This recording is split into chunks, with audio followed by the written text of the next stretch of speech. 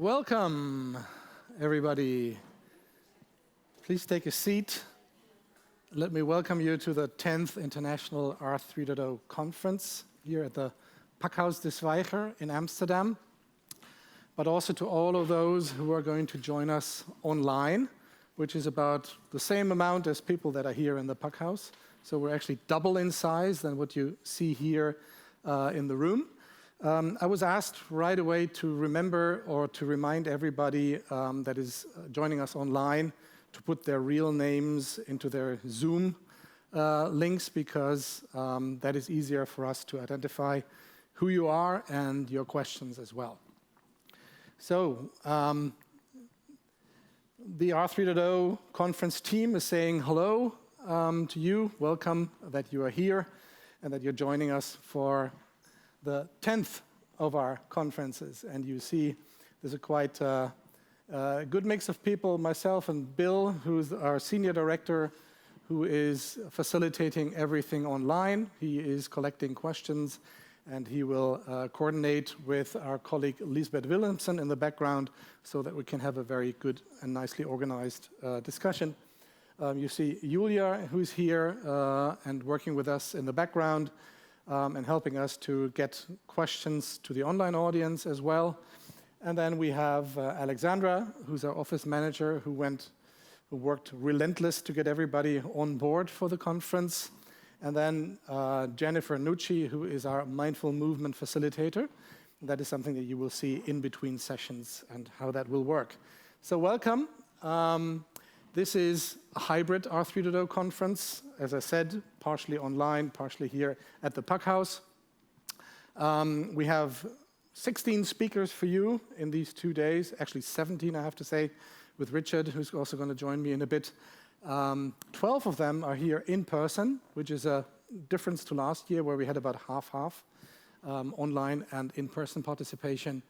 And we're going to be in conversation in hybrid ways. So everybody who is online will also communicate with us. That is why you see all the big screens. So we invite people to be with us also to a certain degree visibly. We have taken a lot of care to not present manuals to you. So all of our sessions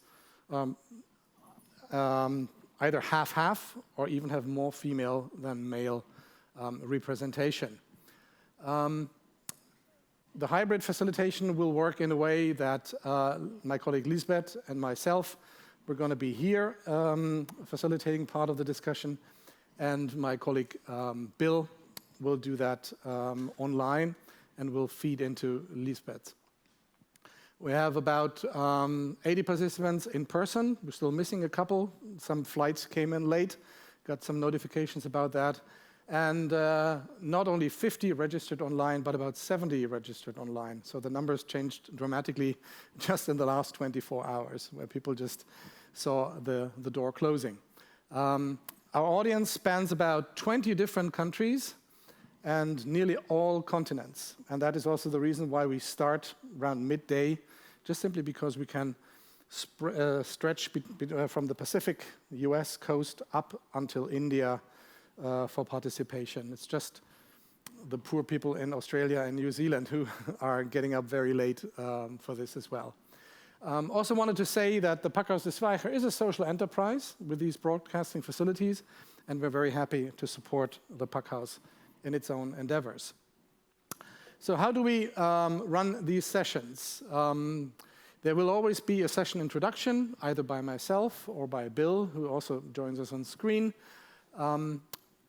Each session will have 4 different presenters, which we will do right at the start. Each presenter, or provocateur, as we call them, has 13 minutes to do their provocation. And then we will go into a facilitated discussion, and that in 2 parts. First of all, we're going to invite our online audience with their questions. And after about half an hour, we're also going to invite you here into the discussion as well. As said, all sessions are fully hybrid, online and in person. A couple of engagement guidelines. First of all, thank you to be here on time and in the room. Of course, you heard the bell ring. Thank you for being here on time. We also want to just make sure we have limited time for questions, so really be on the substance and also respect the need of others to also voice their questions.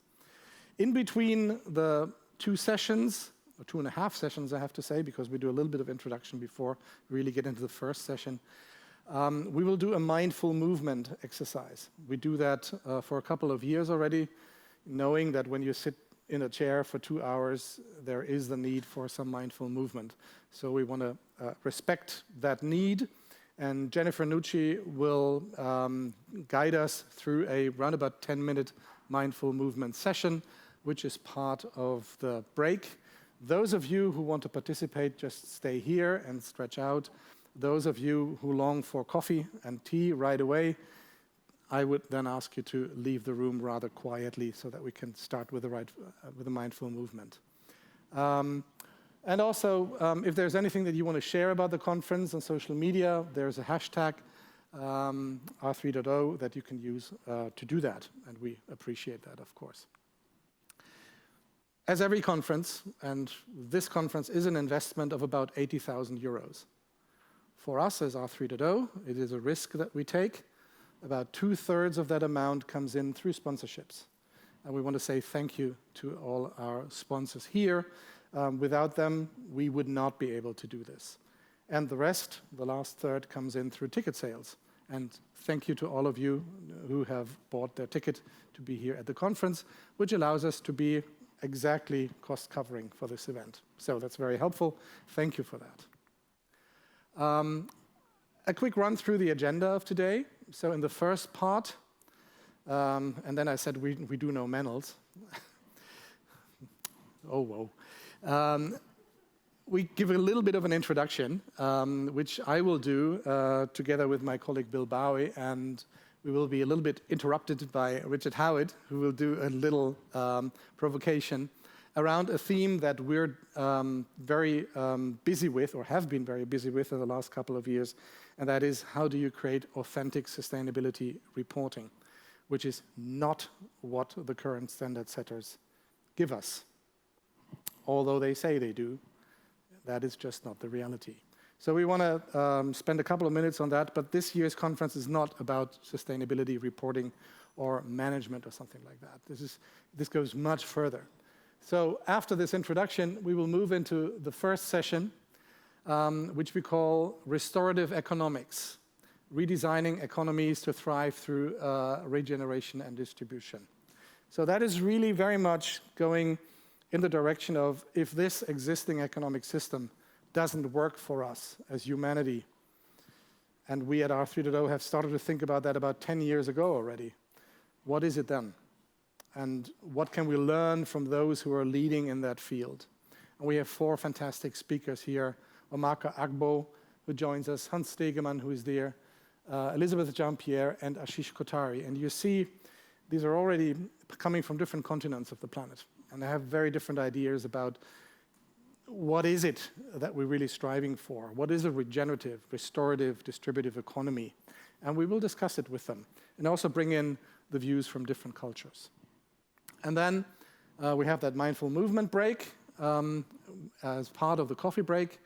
So those who want to take part can do that. Others can go for coffee right away. And then we have a second session, which I'm very much looking forward to. It's called Essentials for Survival. Indigenous and majority world voices, technologies, and struggles. It is one of the things that in R3.0's work gets more and more attention and even more and more acknowledgement. And especially in a way that what we see is that a lot of what was orchestrated to be sustainability really came again from the global north, and it's just continued colonization. And we just need to become aware of that, acknowledge it, and adopt accordingly. And that is something that we in our work, especially in our Global Thresholds Allocations Network, hear all the time, and where we really needed to make a difference in that. So that is what we try to do in that session for today. And then we have 2 more sessions tomorrow, which I'm not going to cover yet. I just want to let you know that we will be done by around about 7 p.m. Central European time. We will have an hour of mingling afterwards where you're invited to join us for coffee. No, not again coffee. For wine, for beer, whatever, and water if you want, if you just want to have water. And we can continue our conversations during that time. So that's what we have in mind for today. And I'm going to join Bill and Richard for an introductory session, because we thought in earlier conferences we didn't say so much about R3.0's work.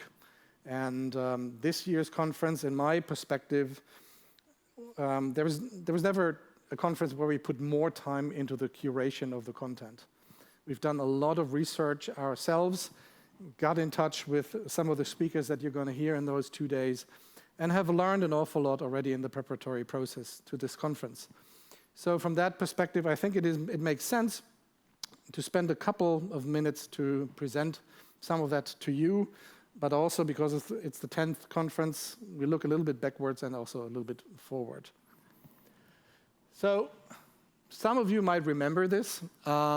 We had 9 earlier conferences, and we always try to find out not what is politically opportune or practically possible, but what is really necessary from the perspective of a restorative and distributive economy. And that is a differentiator that we think shows R3.0's work in a different way. We're not in that incrementalism field. We really want to move towards that common goal that we all have, and that is achieving a regenerative and distributive economy. So this is just a couple of pictures where we just wanted to show, we already had conversations about that 10 years ago, and we had it with all of the different standard setters for 10 years. So that whole period, especially the one from 2013 to 2015, we were testing the idea, is there enough appetite? Is there enough ambition for the work that we're trying to do? And that is really coming up with a whole work ecosystem of blueprints towards a regenerative and distributive economy. Like I said, that was 2013, 10 years ago that we started this. And in that period after 2015, until the time in 2022, we also had various conferences with very illuminating speakers. You see John Fullerton there, you see Ellen White, you see Daniel Christian Wahl, Nora Bateson, Kate Rayworth, Joe Brewer, Vandana Shiva was here with us last year, where we really built knowledge through what we call the R3.0 work ecosystem, a system of 9 different blueprints that in its totality should describe a systemic, but also simultaneous leap, how we can come towards that ideal of a restorative economy. That's all available. Those are global public goods. They are free of charge for everybody on this planet. You don't even have to leave an email address behind. So all of that is available to everybody around the world. And the result of that work is that work ecosystem of these 9 different blueprints that we co-created in year-long projects with experts like 40 to 50 from all over the planet to really get a grip on what is really necessary if we want to come to a regenerative and distributive economy in areas like reporting, accounting, data management, business model design, transformation processes, sustainable finance, system value creation, education, and funding governance. Because one of the things that we've seen is that what is transformative is the least funded. So from that perspective, there is work to do. And above and beyond that, we also publish white papers, opinion papers, case studies, and the newest kid to the group is Common Good Resources, where we are documenting our long year process of trying to make people aware, or even standard setters aware, of the shortcomings of their doing. So my colleague Bill did it with the SBTI for 2.5 years and sees first successes of that. We very, very clearly mentioned shortcomings in the standard setting processes of the ESRS, of the ISSB, and also identified governance failures in several of these organizations, including methodological failures, and just simply that what is called a public comment process is nothing but fake. None of this ever results into transformational change. So those things were things that we were doing all over the years. And I want to invite our steering board member, Richard Howitt, to the stage, who will give us a little bit of a glimpse into the future of sustainability measurement and disclosure as we see it, and where r3.0 had a very helpful hand in developing that. Richard, please join me on stage. Here's the clicker. Good afternoon, everyone. Good day to everyone around the world. Absolutely fantastic to be here. If this is your first r3.0 conference, you're going to enjoy it, folks. I haven't been here in person since the 2019 one, and I can't tell you how much I'm looking forward to the next few days. It's intellectually challenging. It's a superb network of people. And as a steering board member, there are 6 of us on the steering board that meet regularly with Ralph and Bill and colleagues and help give feedback and support and ideas for their work.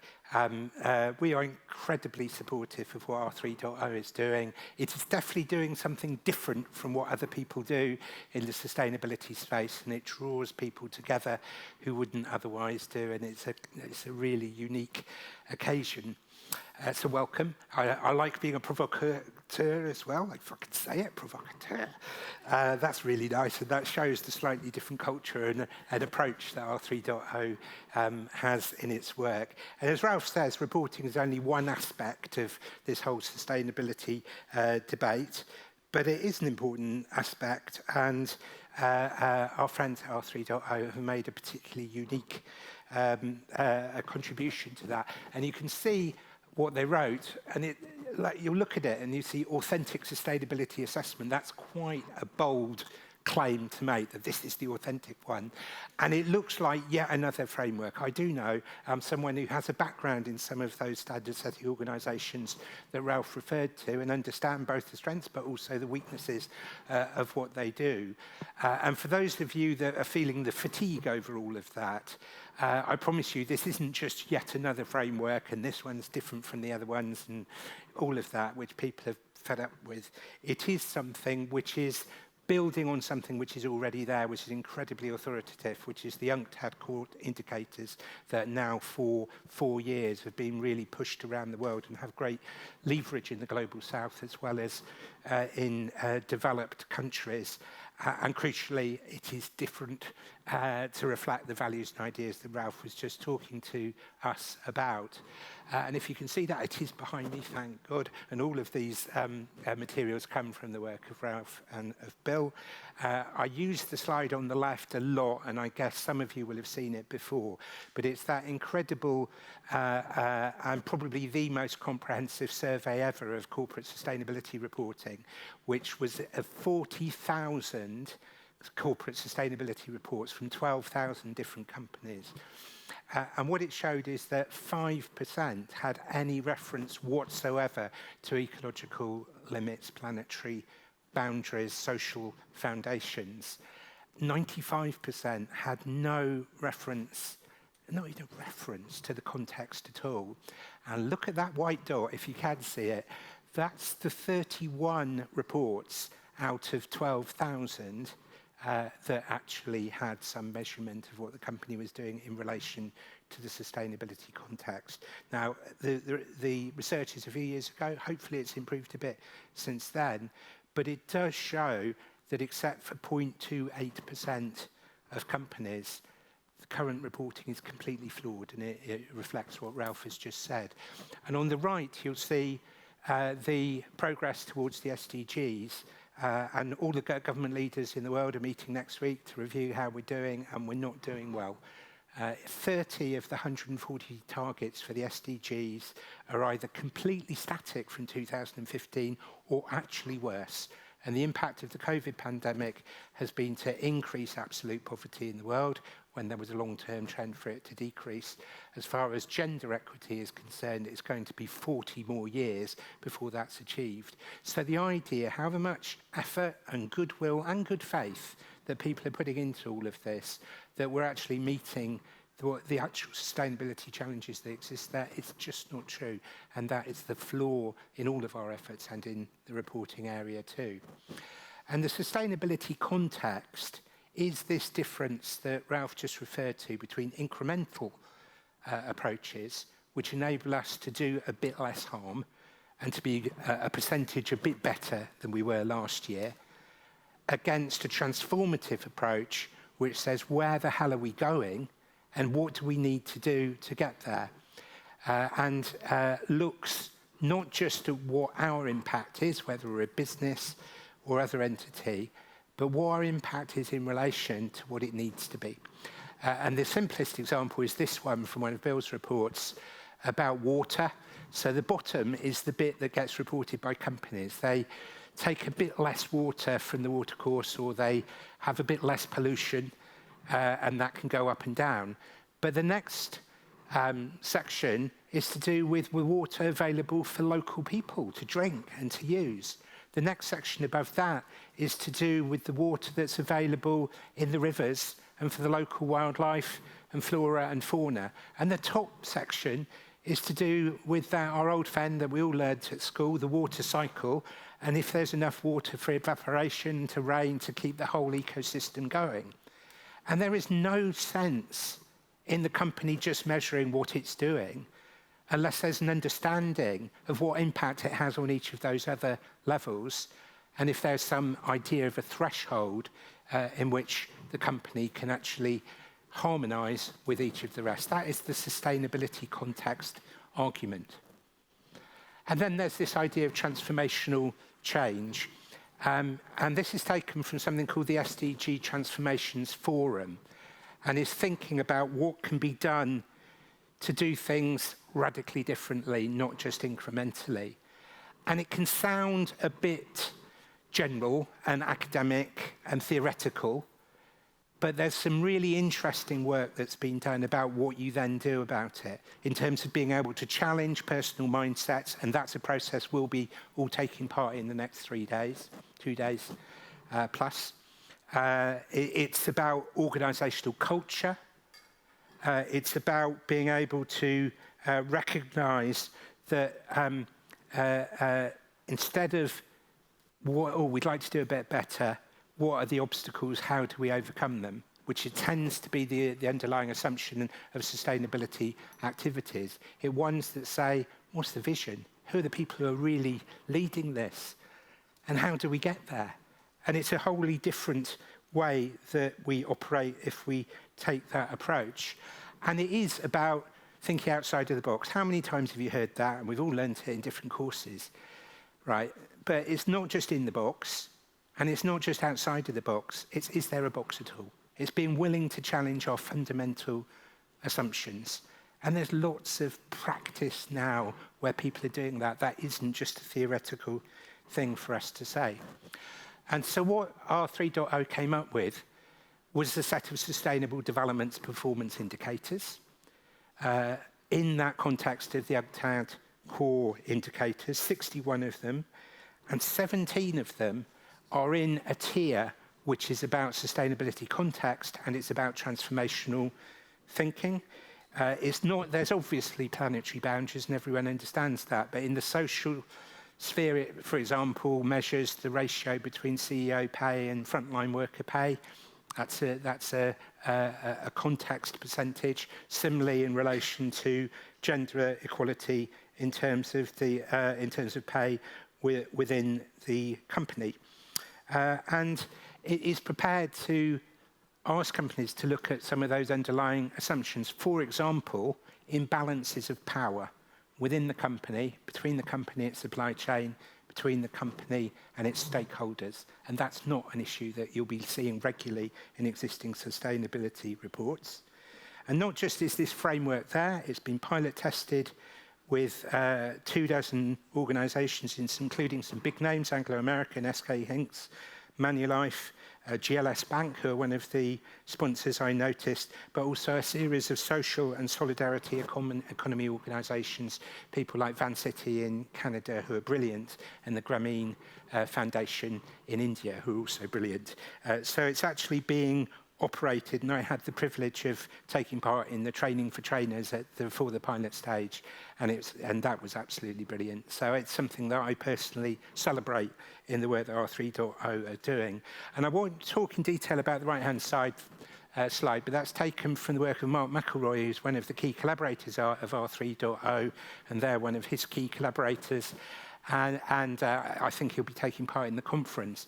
But what I wanted to demonstrate to you is that this is not just a theoretical set of ideas, but he's actually done a scoring example of how you can score companies against these indicators. And you'll see that on the right-hand side and in the slides that will be distributed following the conference.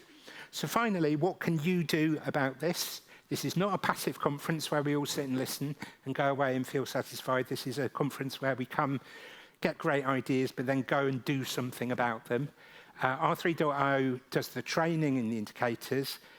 We've already had 100 people go through 6 different courses and look at the sum of commendations on the website about the course. People find it mind-blowing. There are 2 more courses of 2 half days in November and December. Have a think about going on the course yourself, and it's all on the r3.0 website, and there are special discounts as well for social solidarity organisations and Global South organisations. So don't miss that opportunity. Unrest, who this has been done for, have created an online platform. There are 400 companies which are already signed up. That's not bad from being published after the pilot stage only last year. It's free to sign up if you want to find out more and register your interest. I encourage you to join that platform. Do what I'm doing. Talk about it. Raise awareness. That's really, really important. This is something that is strikingly new and different, and it will only work if we talk about it. So please do that in your writing, in your speaking, in your teaching. And if people are arguing about the SDGs and what we can do about that shortfall, in my view, this is one of the key ways that businesses and other organisations can make up on that shortfall in the Sustainable Development Goals. So say that in the debates, and I'm certainly doing that in my contributions. And then look at those underlying arguments for sustainability context, for transformative thinking. These are the principles that will run through each and every one of the sessions over the next 2 days. And we are and should be talking about it outside of this conference, outside of the books, whether the books exists or not. And I invite you to do that, because this is only one example of what r3.0 have done and are doing, but it is a remarkable one. It shows the quality of what they're doing. And if we do implement these indicators, we will genuinely reach the Sustainable Development Goals. Thank you very much. Thank you, Richard. Thanks a lot, Richard. We'll just move right on to the next part, where Bill Bowie will join us online, and he will round up the introduction for the conference before we go into the next session. Bill, over to you. Welcome. Great, thank you, Ralph.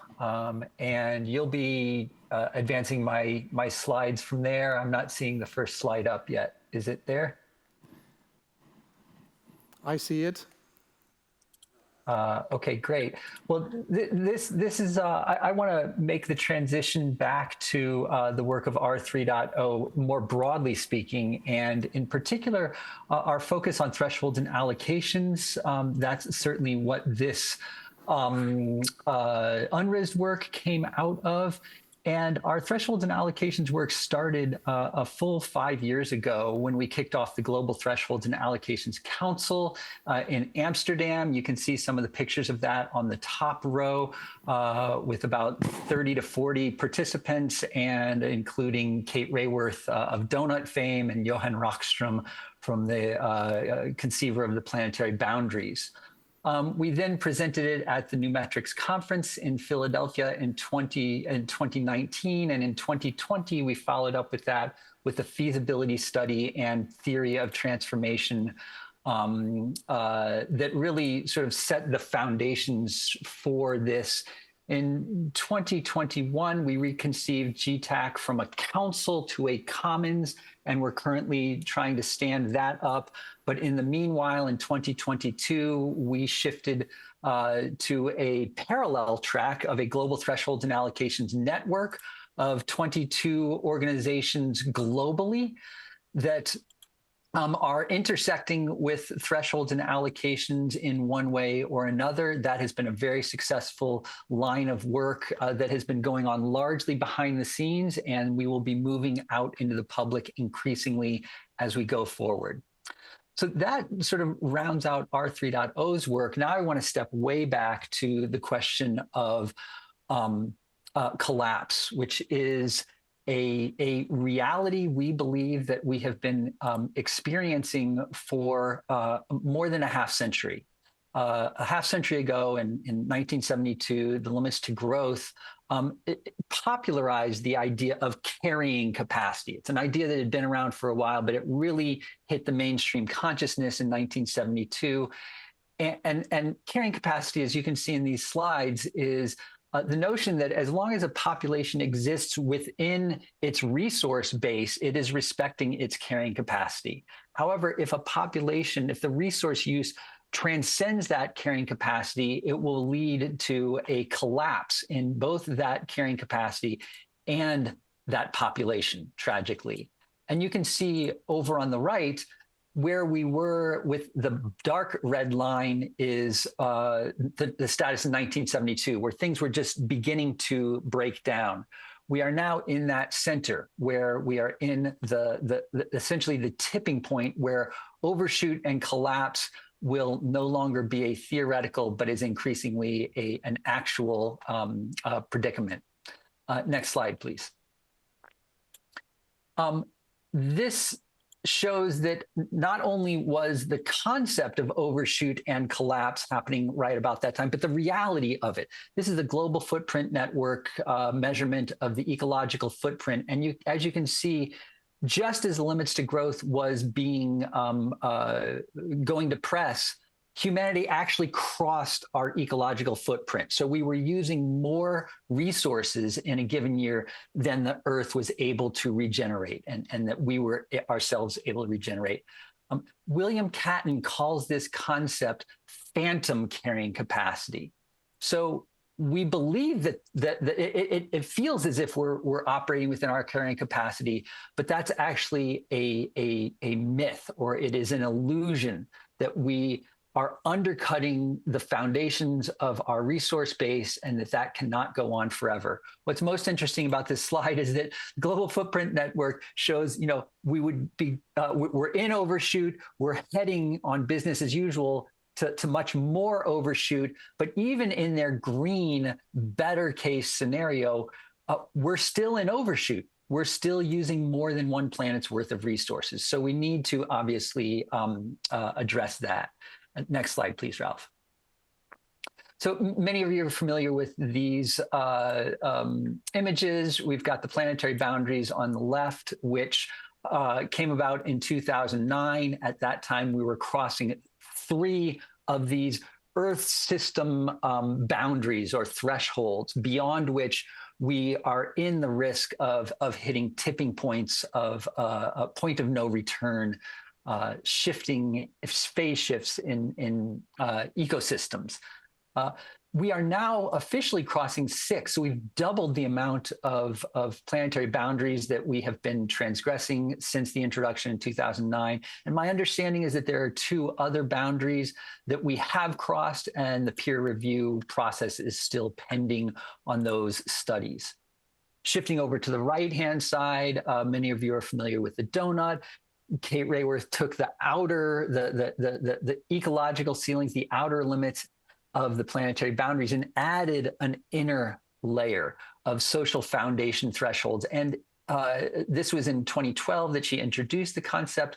5 years later, in 2017, she did the research.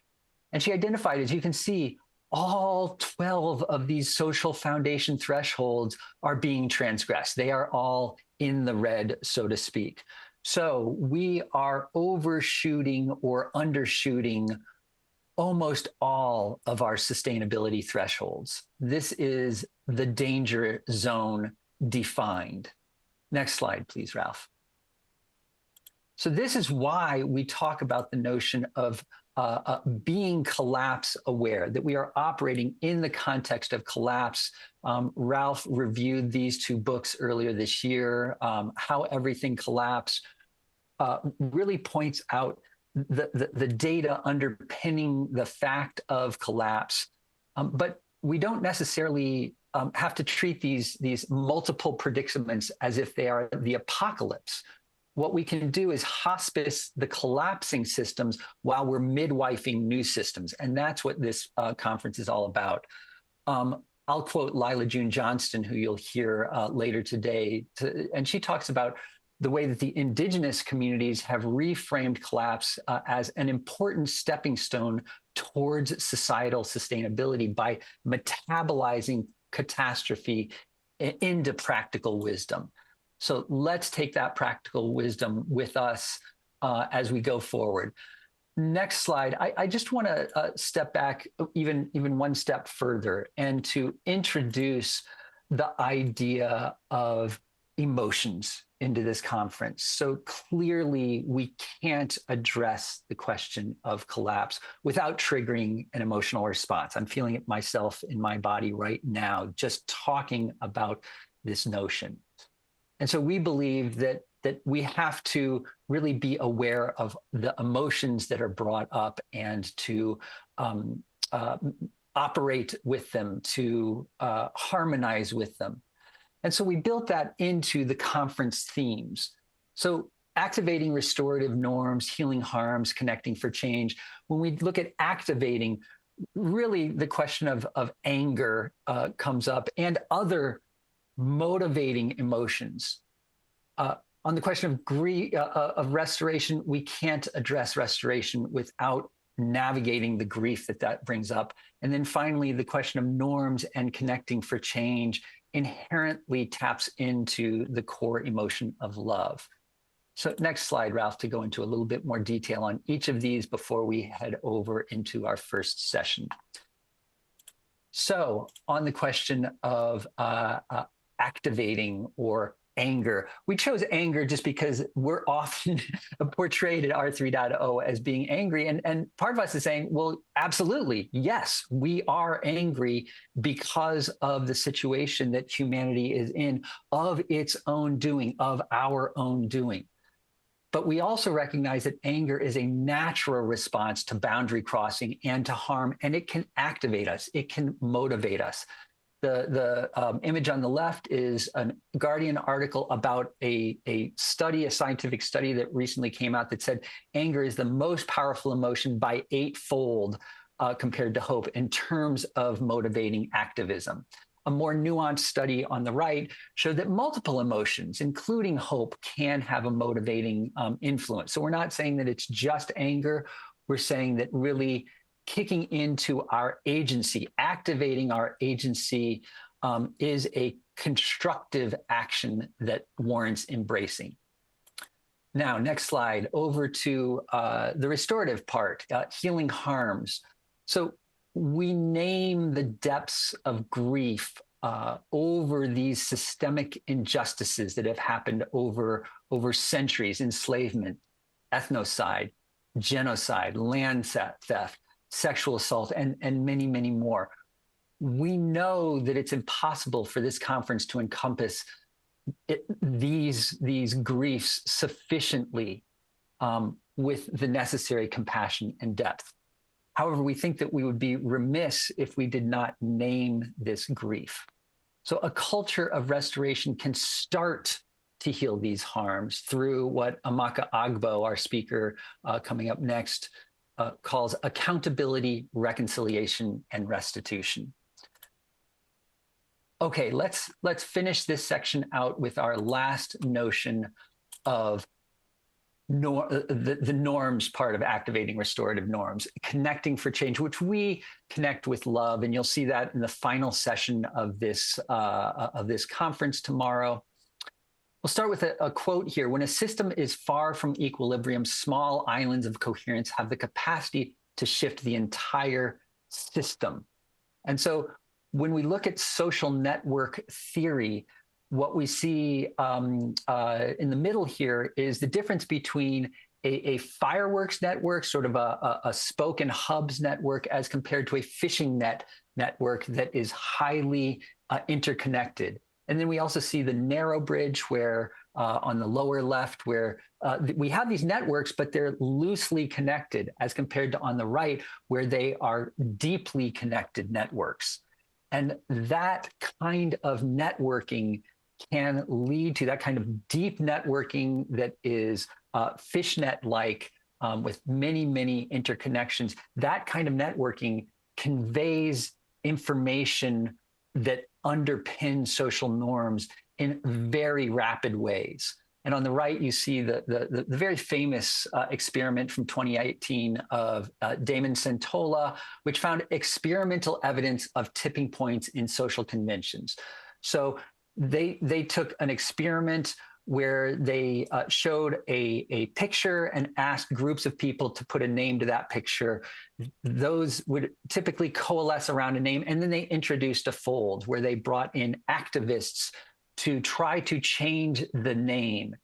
And they found that those small percentages of activists, 17%, 18%, 19%, couldn't tip the rest of the group until it hit 25%.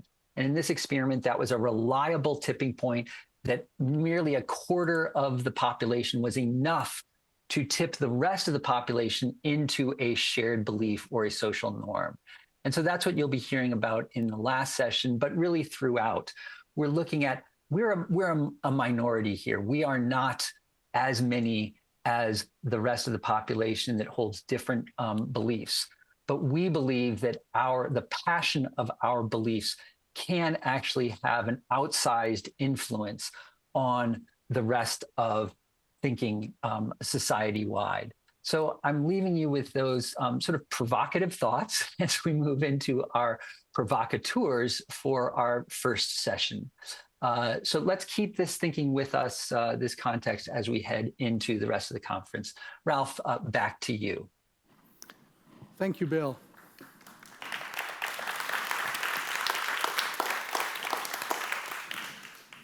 So what you've been seeing is that this is some of the thinking that went into the curation of the conference and trying to identify those areas that we think are necessary to really act upon. So we want to start right into our first session.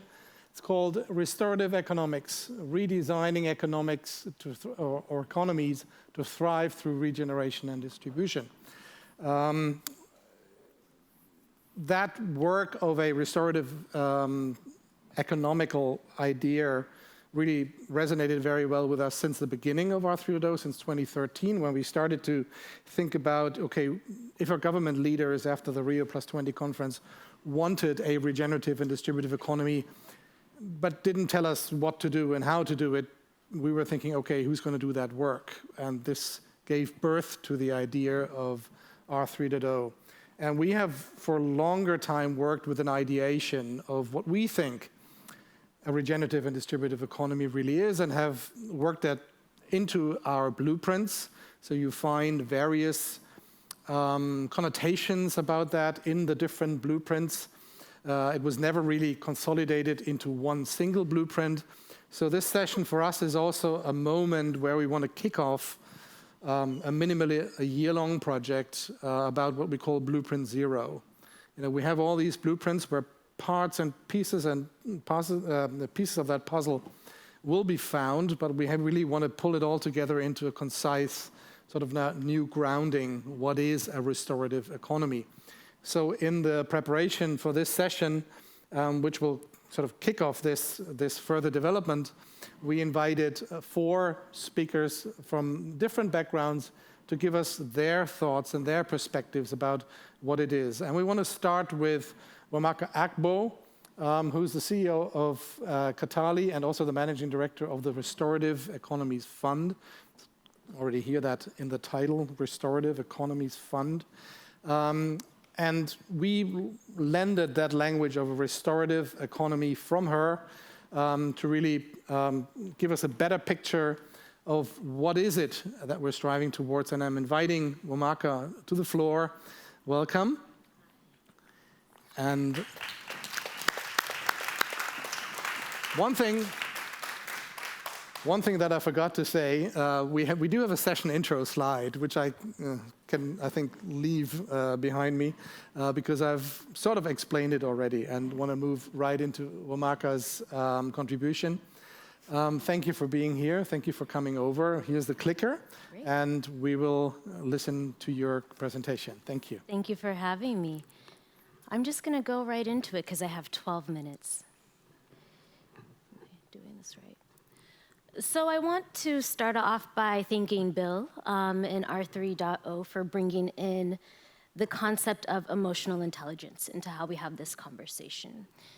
Part of the reason this quote by Audre Lorde has always stood out to me is because I have known intuitively within myself that the tools of capitalism actually are not working for myself, my family, the experience that my parents had as immigrants, Nigerian immigrants to the United States, and have spent a lot of my early career, my work as a community organizer, someone working on policy, and even working on electoral campaigns to really understand why do we continue to have an economic system that disproportionately disadvantages so many people. And what I have found intuitively, what my body has told me, is that we actually need new tools. We actually need to rethink the system of capitalism that looks at using markets to distribute goods and services, ultimately for the profit maximization that goes back to a wealthy few people in the world. And so my work on restorative economics is very much trying to understand what are the different tools that help us to understand how we allocate resources and therefore how we do it in a way that creates a more just and equitable world. And in particular, the ability to think through the tools that help us to create more community, that help us to be in deeper alignment with one another is critical. And so my work on restorative economics is really about looking at new tools, new economic tools that help us understand how we reallocate resources to create more justice, more equity, and more liberation. And so to enter into the conversation, I think we need to first be able to rethink economy fundamentally. When I went back to graduate school, I had the opening page of my textbook, and a story I shared with Bill and Ralph in prepping for this session is that first page, it's very small, fine print, you can't see it, but we'll share the slides and you can zoom in. It talks about the study of economics is about determining who gets to eat caviar and who gets to eat potatoes. It's about determining who gets to take the public transit and who gets to drive a Corvette. And so if the worldview that we're using to enter into the conversation around economics and resource redistribution is one where inequality is inherently baked in, and not just like a small amount of inequality, but caviar to potatoes is quite a different menu, right? We need to really figure out, are we ready to create a worldview that is actually rooted in justice and equity?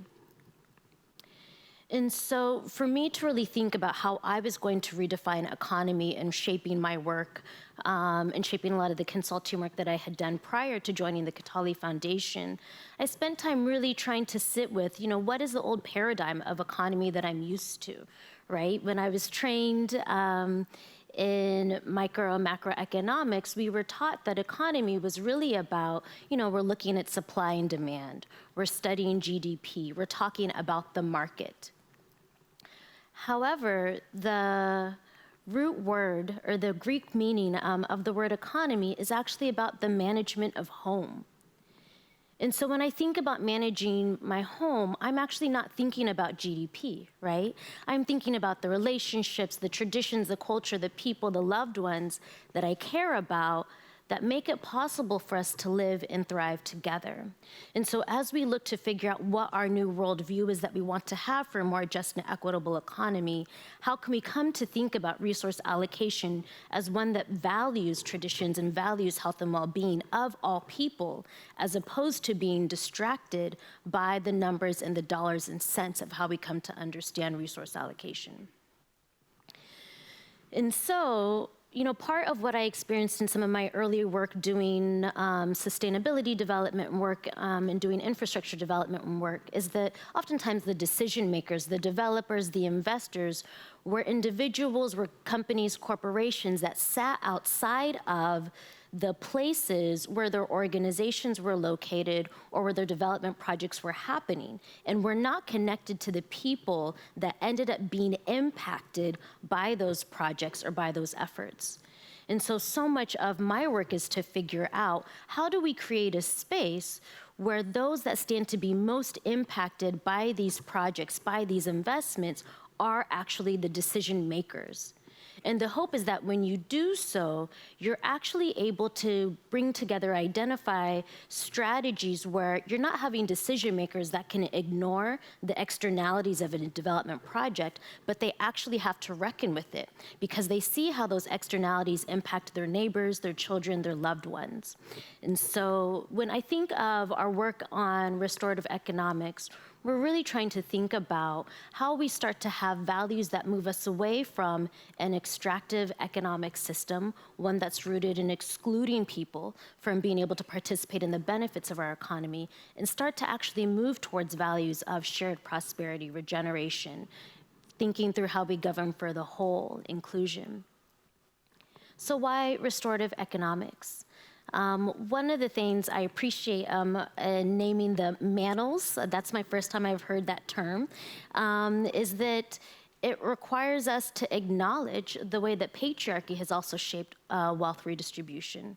And I would offer we should also bring a race analysis into this conversation. In the United States, we definitely have our own unique and different history in relationship to Black and Indigenous communities and race. But what we know to be true is the way that value and wealth has been extracted out of the global North or out of the global South from Black and Brown communities, and it has built to the wealth that we see white, wealthy majority countries and individuals benefit from. And so I want to name that I do not believe that we can get towards creating a more equitable and restorative economy, one rooted in justice and liberation, if we are not willing to actually reckon with the context of how such racial wealth disparities came to be. And so we need to also spend time thinking through how we reinvest resources back into those communities that have been most extracted and harmed, so that they can be a part of the conversation in how we create a more just economy going forward.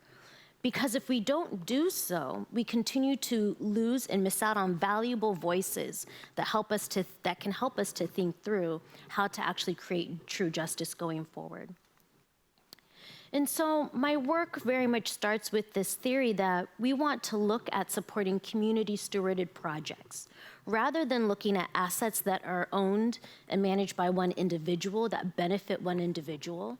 We really want to support projects where we see communities owning and managing assets together. So thinking through community land trusts, thinking through community governed loan funds, thinking through all the ways that we're able to support impacted communities of color and being able to be the owners and the financial beneficiaries of assets. Oftentimes when development happens or when investments happen, we tell Black and Brown communities, well, you should be appeased by the social benefits, right? The services and goods that are being provided. Meanwhile, we have the outside investors, the developers that are financially benefiting from the project. We need to visibilize that. And that the other piece is to really figure out how we use this as an opportunity to reclaim our understanding of democracy, right? Democracy being about being an active daily steward in the governance of your community. It's not lost on me that in a time that we're looking at late stage capitalism, we're also looking at the rise of fascism. we're also looking at the attack on our democracy. And that is because the ways that capitalism ends up shaping not just how we allocate resources, but then the decisions that our decision makers make on the allocation of resources, and hence our democracy. And so with our work at the Kothari Foundation, we look at community-owned, community-governed projects specifically to be able to build self-determination and shared prosperity rooted in not just the economic power of Black, Brown, and Indigenous communities of color, but also the political and cultural power. I'm gonna move a little bit quickly because I'm running out of time. So the first piece here is really trying to understand that we do have to engage in a process of acknowledging harm and committing ourselves to repair. Many of us have had instances where we might have had conflict or challenges with a loved one. We know that when we commit ourselves to repair that harm, being able to reflect back and understand how we hurt that person and being able to commit ourselves to different actions going forward is actually how we repair. Repair is not just about saying, I am sorry. It's about shift and change in behavior. And so what we're lifting up in our work with the Restorative Economies Fund is that when we engage tension or conflicts, and or when we're thinking about how we allocate resources, we have a moment, we have an opportunity to actually challenge the habits and patterns of how we've moved capital in the past, right? We have the opportunity to challenge our assumption that we should be able to extract market rate returns out of Black and Brown communities and actually do something different, being able to provide 0% interest rates, looking at long-term patient capital investments. And it's when we actually choose to do something different, we engage those choice points, then we can be in an embodied practice where we're able to transform the trauma and harm we've experienced around capitalism, and therefore how we want to move forward with it. And then again, right, that our work is to really look into how we're able to rethink governance, rethink how we're supporting people and showing up and participating in their communities. A mentor of mine, someone that I deeply respect, is an individual named Angela Glover Blackwell. She's the founder and CEO of an organization called Policy Link. And she has told the story that in the United States, when we passed the 88 laws that made our development more accessible to people with disabilities, one of the first actions that local governments took was that they went and cut the curbs out of sidewalks. This made it easier for people who were in wheelchairs to not only access the sidewalk, but it made it easier for people who were pushing strollers, people riding bicycles, kids on their skateboards. And so how do we come to think about the particular policies, the particular areas, and I think you guys identified 21 of those thresholds. When we look at housing, education, healthcare, whatever it may be, and we really identify who stands to be most impacted, and how do we make decisions that center their needs, their voices, recognizing that when we do so, much like cutting the curbs out of sidewalks for people experiencing disabilities, we then make decisions and policies that are better off for us as a society. But in order to do that, we have to be able to challenge the ways that the need for profit maximization and extraction of value oftentimes counters what we know to be intuitively right and good for all people. And that lastly, this work is really about how do we build power? How do we come to understand that the ways that we move resources throughout communities, the economic power that we build, has the ability to actually shift political power? Right? When people have access to the resources that they need to thrive, they are able to more actively participate in our democracy. And when they have those resources, they're not only able to participate, but they're able to defend their right to live and thrive with dignity. And then this is how we begin to shift our culture.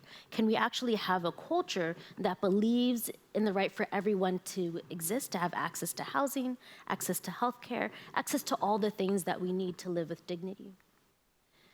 And so for me, the work is very much about how we think about the extraction and how we think about moving from extraction to regeneration, but also how we are redistributing power so that certain communities, particularly Black and Brown communities that have been locked out and left behind, are able to also build their political power. And this is why our social movements are essential. Our social movements are on the front lines of shifting power, contesting for power, making it more possible for communities that are locked out and left behind to have access to more resources. And so this is the work that we do at the Kothari Foundation. The Restorative Economies Fund is a non-extractive integrated capital fund built off of my framework on restorative economics. And so we look to provide grants to non-extractive capital into community wealth building projects that are community owned, community governed, and rooted in building the political power of their communities. Thank you.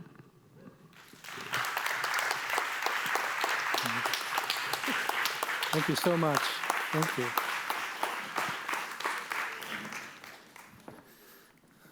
Thank you very much, Nwamaka. I think this was a brilliant overview of what a restorative economy could actually be like.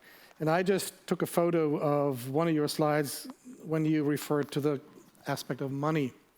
Complex trauma shows up in our relationships with money because money is so deeply connected to our survival and sense of safety in the world, which gets us right into our next speaker, which is Hans Stegeman, who comes from a bank, from the Triodos Bank, who's known to be the most sustainable bank in the Netherlands, as far as I can tell. He's a chief economist at the Triodos Bank, and we asked him, how can we work with money, realizing that we're in an existing broken economic system, and how can we plant seeds for necessary radical economic transformation, potentially also through the help of money. Hans, please join us. Thank you. Yes. Thank you. Thank you. Yeah, really nice presentation, and I restrict myself now to the financial system because there's a lot to tell also about the economic system, and of course the two has to go hand in hand. And I see the date is wrong in my first slide, but the story is new. First, and this is not new, we live in whatever we call it. I call it a polycrisis, and that's to say everything is interconnected. The ecosystem, the social system, and the economic system, and in the middle of all of that is the financial system. So if you talk about what is wrong in the system, and it's a lot about markets and linearity and reductionism and whatever, at the core of everything is the financial system. That's also why I try to work there and shift a little bit what I can do. In my current role, I'm chief economist at Triodos Bank, but also a director impact in economics, and that means that part of my job is also try to understand how we, like also in the first presentations, how we can contribute to what we call transformative impact, how we can move on from talking about a little bit of sustainability, nitty-gritty stuff, to contributing to real change with what we call at Triodos Bank all qualities of money, so gift money, finance, investment, that kind of stuff. But we are in polycrisis, and what we often forget, so I have to move quickly because I want to stick to my minutes, and I have the tendency to go on all sideways.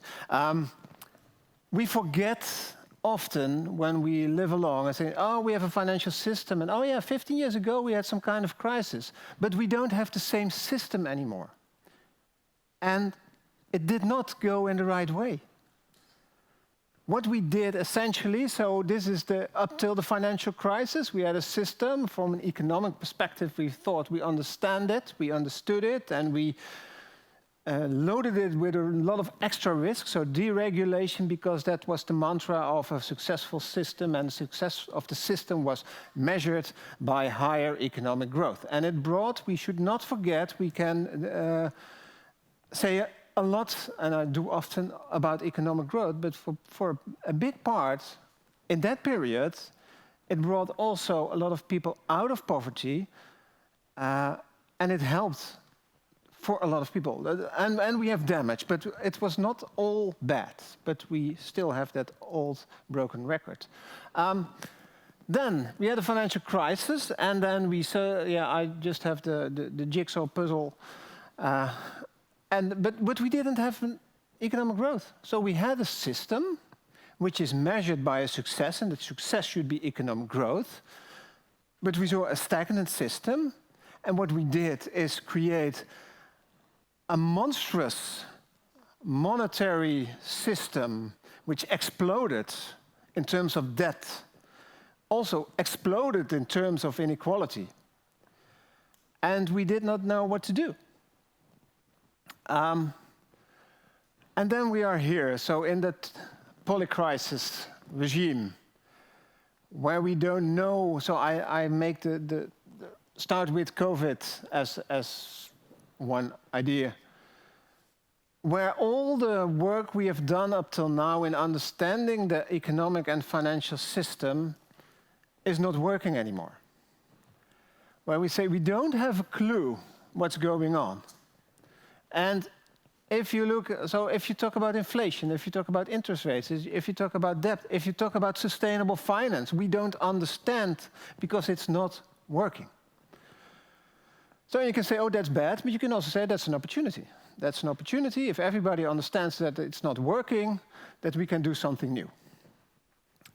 What we try to do is something new, and my message to a lot of people is, you have to understand that this is not working.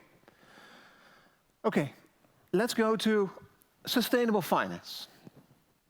And this is important to understand for people, that there's a lot going on sustainable finance. There's a lot with standards, with regulation, and a lot of stuff.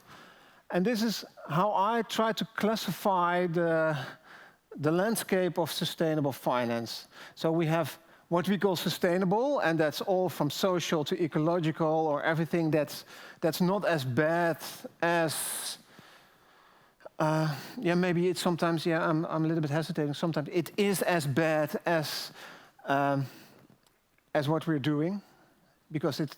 So if you have a benchmark, so a little bit of technicality, if you have a benchmark of passive investments, and the benchmark is, say, it's a sustainable benchmark, and the only thing that's different from the rest is that it has a lower carbon footprint. What do you have then? Do you have then a solution? No, you have companies that are more in big tech or whatever, so they have a lower footprint, but they are not solutions to our problems. So they don't do anything in terms of transforming the system.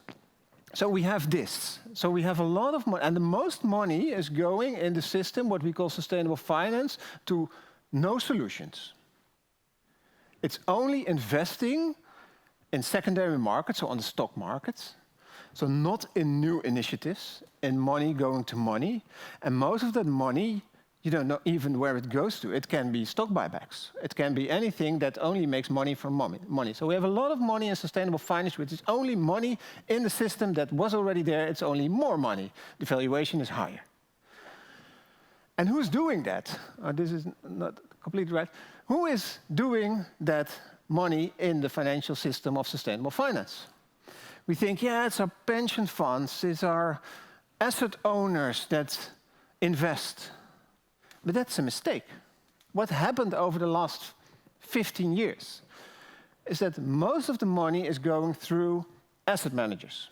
So the biggest asset managers, BlackRock, State Street, Vanguard, also Dutch pension funds, a lot of them money is going to those asset managers, so asset owners giving the money to asset managers, and the only task they have, even if they do sustainable finance, is mostly risk return. And the bad thing is, if you have the very large asset managers, so thousands of billions of dollars or euros or whatever, they own everything. So instead of having people, we, owning parts of a company, we still own it, but intermediated by those asset managers who have as only mandate risk return also for sustainable assets. And the distance with us, being as part of a pension fund or with our money on a private banking account, it's all going through the same system. And if you have universal owners, so those big asset managers, owning almost everything in the market, with no agency from the owners, because we don't know what they exactly do, then our challenge to the sustainable finance has even become bigger in the last 15 years. This is, I want to go quicker on this. And so we have a lot of money going in the wrong direction. This is what this slide is saying. This is not to say that we have a financing gap. So we still have enough money, but money goes in the wrong direction. Money is never the problem. It's either risk return or the direction.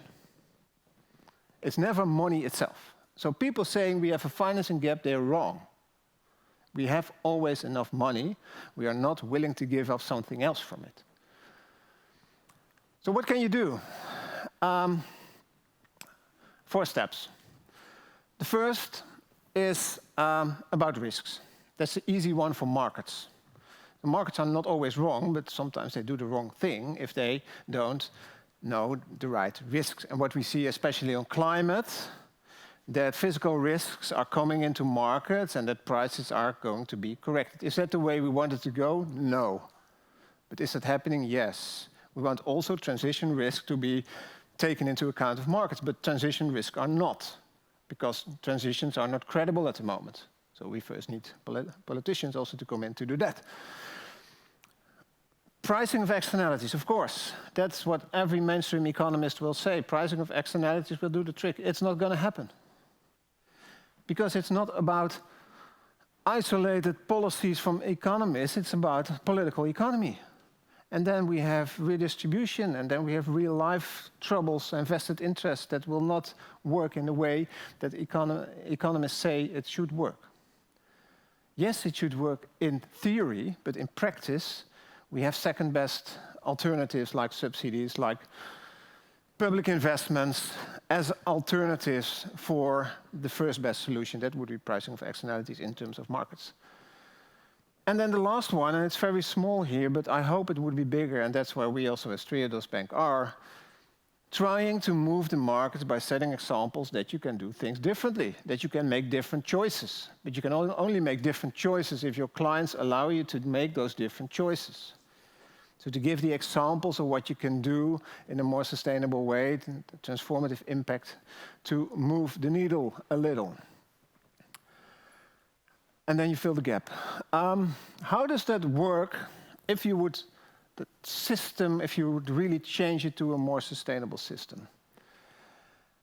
Then it starts with taking a long-term perspective in everything you do. That's hard for a financial system, but it should. Then you can take the transition risks into account, and you can have a long horizon also in terms of your returns. The second one is, and this is a very obvious one, but it's not happening, connect everything you do to the real economy. Understand what money does in the real economy. This is so obvious, but most of the time we forget it. We talk about risk return, ESG, whatever, but in the end, you should understand what it does in the real economy. Forward-looking impact. A lot of the data, the metrics, reporting we have is backward-looking. Backward-looking does not matter if you invest. It should be forward-looking. Also, your risk return, okay. If you want to invest, you ask what's the track record, something about the past risk return. But the real question you have, what does it mean for the future? It's the same. It's sustainable investing.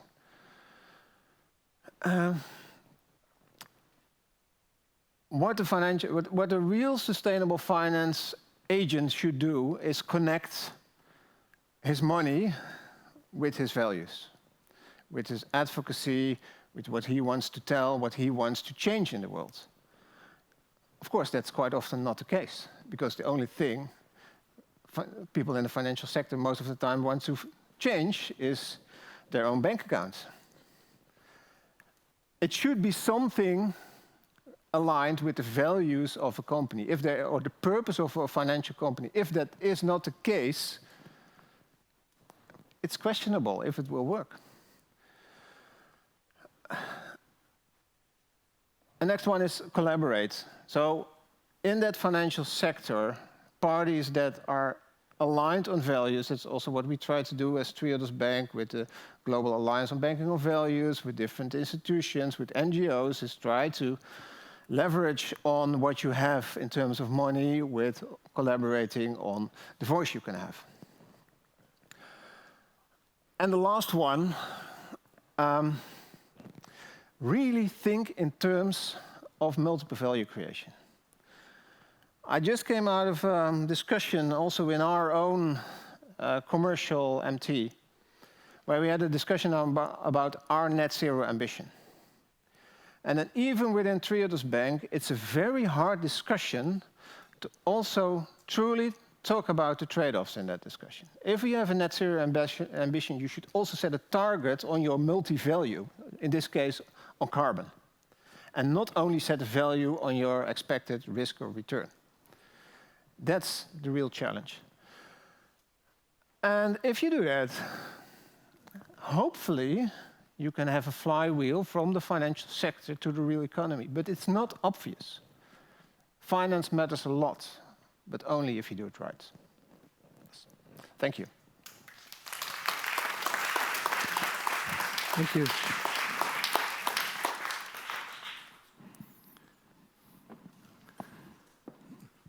Thank you, Hans. So some first ideas what the contribution of the financial sector can be. And as Hans was saying, the financial sector is right in the middle of this, and we just saw the transformation wheel starting to come up, and need to see how we can learn from that. Our third presenter is actually Elizabeth Yeampierre, who is the executive director of UPROSE, and also the co-chair of the Climate Justice Alliance. And the aspect of justice came up many times in our discussions that we're also having within r3.0, and also the need to bring people into that orientation. So she's going to present on a people's orientation to a regenerative economy, which outlines a social and racial justice-oriented approach to regenerative economics. So bringing in the emotions on the one hand, but also the racial and justice element into a restorative economy. So thank you very much, Elizabeth. I already see you there in the back. We now see you here in the room as well. Thanks for being with us, and the floor is virtually yours. Thank you, Ashish. Thank you for the opportunity to bring a grassroots perspective from the front line of the climate crisis to this important conversation. I'm here in Indiana, where we are celebrating the 10th anniversary of the Climate Justice Alliance. And I don't know if you can put up the slides, but I can't see them so that I could read them. Hold on a second of how we can do this. Okay, I see it now. Yeah, so thank you for that opportunity, Ashish. When we talk about what a frontline community is, we're talking in the United States about those of us who are descendants of enslavement, of extraction, the people who are being most impacted by climate change. And you've already seen that all over the United States. Our members are from Puerto Rico, which is the oldest colony in the world, to Micronesia in Guam. We decided that it was really important about 10 years ago to have a collective response from the front line to the solutions that were being crafted by universities, by policy wonks, by the big greens, to serve our communities, that we knew that as descendants of extraction, that we had the solutions to these problems. And we believe that a just transition, as we refer to it, isn't just aspirational, but it's operational. And it is work that we're doing. We're passing legislation, building leadership. We are putting infrastructure on the ground. And our fingerprints are literally all over the decision-making that is happening all over the United States that is addressing the impact that we're having from Hurricane Maria, Hurricane Katrina, the orange sky in New York City. So we were founded in 2013, and we did that so that we could be the center of gravity of the climate movement by uniting our communities. Remember that historically we were fighting against the discriminatory citing of environmental burdens in our community, and now we were being faced with extreme weather events, recurrent extreme weather events. We have over 89 groups that include not only U.S. territories, but EJ alliances and networks throughout the entire country. Next slide, please. So, as I mentioned before, what a just transition is, we think of it as a unifying vision of a shared strategy on how to move from an extractive economy to a regenerative one. We started by talking about how we needed to fight the bad. That is where we come from. We come from the environmental justice movement, and how we needed to build the new. What does that look like? What are the solutions that are going to make it possible for our communities to have access to renewable energy, drinkable water, wellness, and food sovereignty. And so when we were thinking about building the new, those were the things that we were thinking about. How we needed to change the rules. We know, and it's been said today, that capitalism is literally killing the planet. And how we would move the money.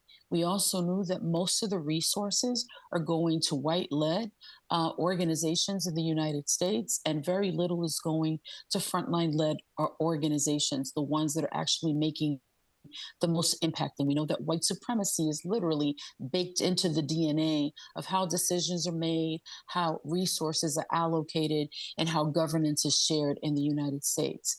And then we talked about how we build the bigger we, which are the communities that need to be engaged in making these decisions and coming up with this model of this path to a regenerative economy.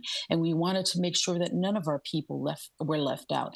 And so our members not only come from island nations, they come from the Gulf South, they come from urban, rural, mountaintop communities, from Indian country. All of our people are involved in the Climate Justice Alliance in coming up with solutions that we believe are operational. And then we said we needed to change the story, that we needed to change the narrative of what was possible. Often people see us as powerless, as small, and we know that we're part of the global majority. We know that we exist because our ancestors made it possible. And so we understood that we had power, and that collectively we would be able to address the dig, burn, dump economy that was really built on the backs of our people and really sort of started in the slave quarters when we had access to the worst food, the worst housing conditions, the worst health care, and that the extraction really started with our labor and with our bodies and with our land. Next slide, please.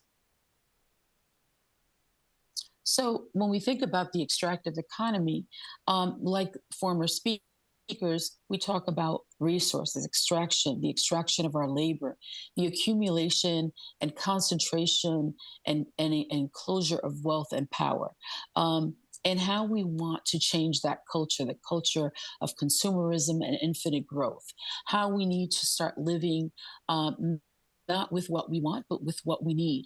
And that is something that honors our ancestors and the traditions that we've had, because our people have always lived within our carbon footprint. Remember that there's nothing more like need to make you recycle, reuse, repurpose. That literally is the tradition and the history of the people that are most impacted by climate change. And then in terms of governance, we've been thinking about what co-governance looks like. We know in the United States, for example, for the first time, we're seeing an emergence of Black and Brown folks into power, and that our communities have historically worked on issues like housing and policing and social services. And now they need to understand things like renewable energy, and they need to understand agriculture. And so this idea of co-governance provides us with an opportunity to share information and inform our elected officials and make sure that decision-making is not only happening from the ground, but that we're playing this kind of inside-outside game where we've got everyone moving a just transition across the governance sector. And that while we're doing that, we're also getting investments in community wealth to ensure that things like utility, whether it's renewable energy or whether it's land, is owned by the people most impacted. And that governance is making sure that those resources are invested in our community. Next slide. So So we, of course, are thinking about how you build rather than deplete, how we create different economic systems of scale, whether it's worker cooperatives or other kinds of community-owned initiatives that put the resources back into our communities. We talk a lot about the purpose of ecological restoration and community resilience and social equity, how you strengthen social cohesion through climate adaptation, mitigation. We challenge the word resilience because the word resilience has often meant going back to where we were in the past, as if where we were in the past was actually a good thing. And going back to the past for us means more extreme policing, more racism, more of the stuff that got us to where we are today. And so we often talk about strengthening social cohesion because we know that that is central to our ability not only to survive, but to thrive. And when we talk about ecological restoration, it's really sort of giving back to the mother and investing in our physical built space to make sure that that is going to prevent us from and protect us from extreme weather events, which, as you know, are happening right now. Only just a few months ago, the sky in New York City was orange. And our communities that are suffering from asthma, upper respiratory disease, and all of the health disparities that exist from environmental racism, we're the most vulnerable during that moment. And that's happening all over the United States. So, respecting the sacredness of our relationship, not just to each other, but to the world. And so, as people of Black and Indigenous ancestry, that has always been central to how we are in community and with each other and in our relationship to Mother Earth. And so we want to make sure that we centralize that and that we understand that our ancestral knowledge is the thing that is going to make it possible for us to survive the impacts that are coming and that are already happening in our communities. In terms of governance, we believe that people should be in control of the decisions and the resources that affect their daily lives.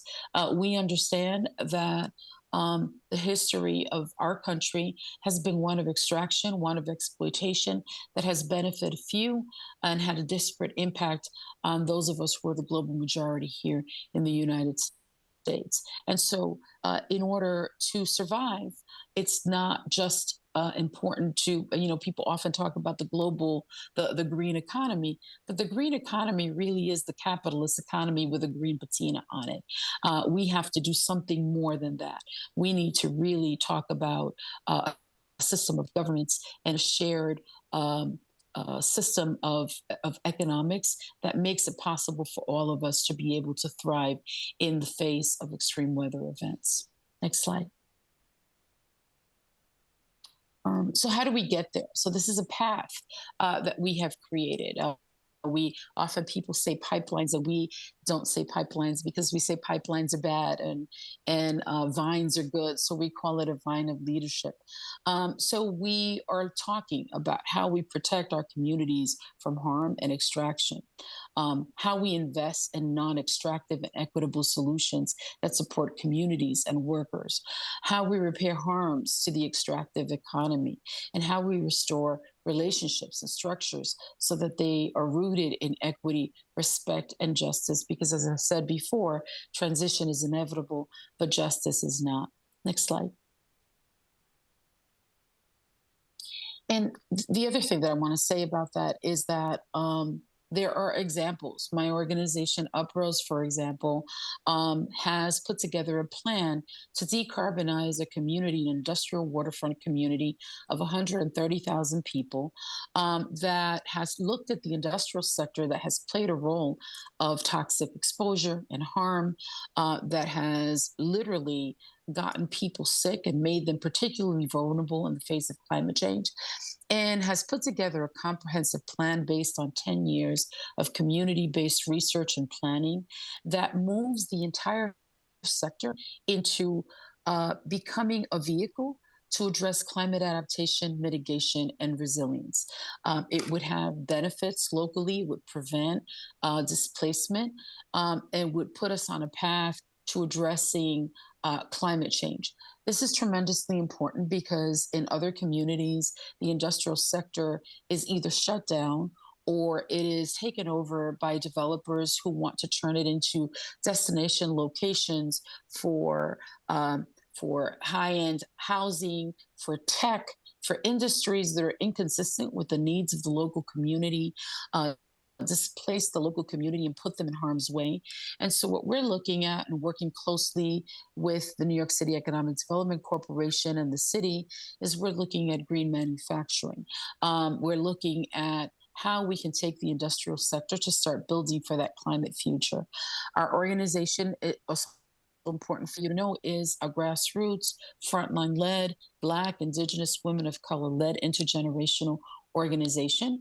And that is also important because a lot of our organizations are not organizations that are speaking for our communities. We are in communities. We are on the board of directors. We are the staff and the leadership of our organizations. That is the kind of leadership that we're hoping that people will support. It's important also to know that we're intergenerational, that we believe that leadership is a continuum. And in communities that are Black and Indigenous, we believe that we learn from each other across the age spectrum, because this country is built on ageism, on pushing out older people, on young people moving into power, and that tension between generations, which we believe is really capitalist in its heart. And so in order for us to be able to have the kind of power that we need as a community, it's important for us to be intergenerational. We've launched or are about to launch the first community-owned solar initiative in New York City. We are going to be able to make it possible for 100 families to actually own the utility, to be owners of the utility. And so it's really important for people who are listening to know that what we're doing is solution-oriented, and that the work really is not just aspirational, that it's operational, and that we're doing it. We're putting the infrastructure on the ground. Our fight against the developers that tried to turn the industrial sector into a destination location for the privileged, that rezoning fight that we won that we fought for 7 years, has resulted in us being able to bring in offshore wind and to be able to work with the offshore wind companies that are coming from Europe to centralize the just transition and to incorporate the principles that have been created by the front line, so that the jobs are not just local, so that we are addressing things like supply chain, so that we are creating space for building it here in New York City instead of bringing the parts from Europe. We are working at every aspect of that, from what does the supply chain look like? How do we integrate environmental justice and climate justice? We are working to literally transform a sector that has existed without having to engage frontline communities, has no history of working with us. And we know that it's going to show up differently in Brooklyn, New York, than it will in the Northwest and in the Gulf South.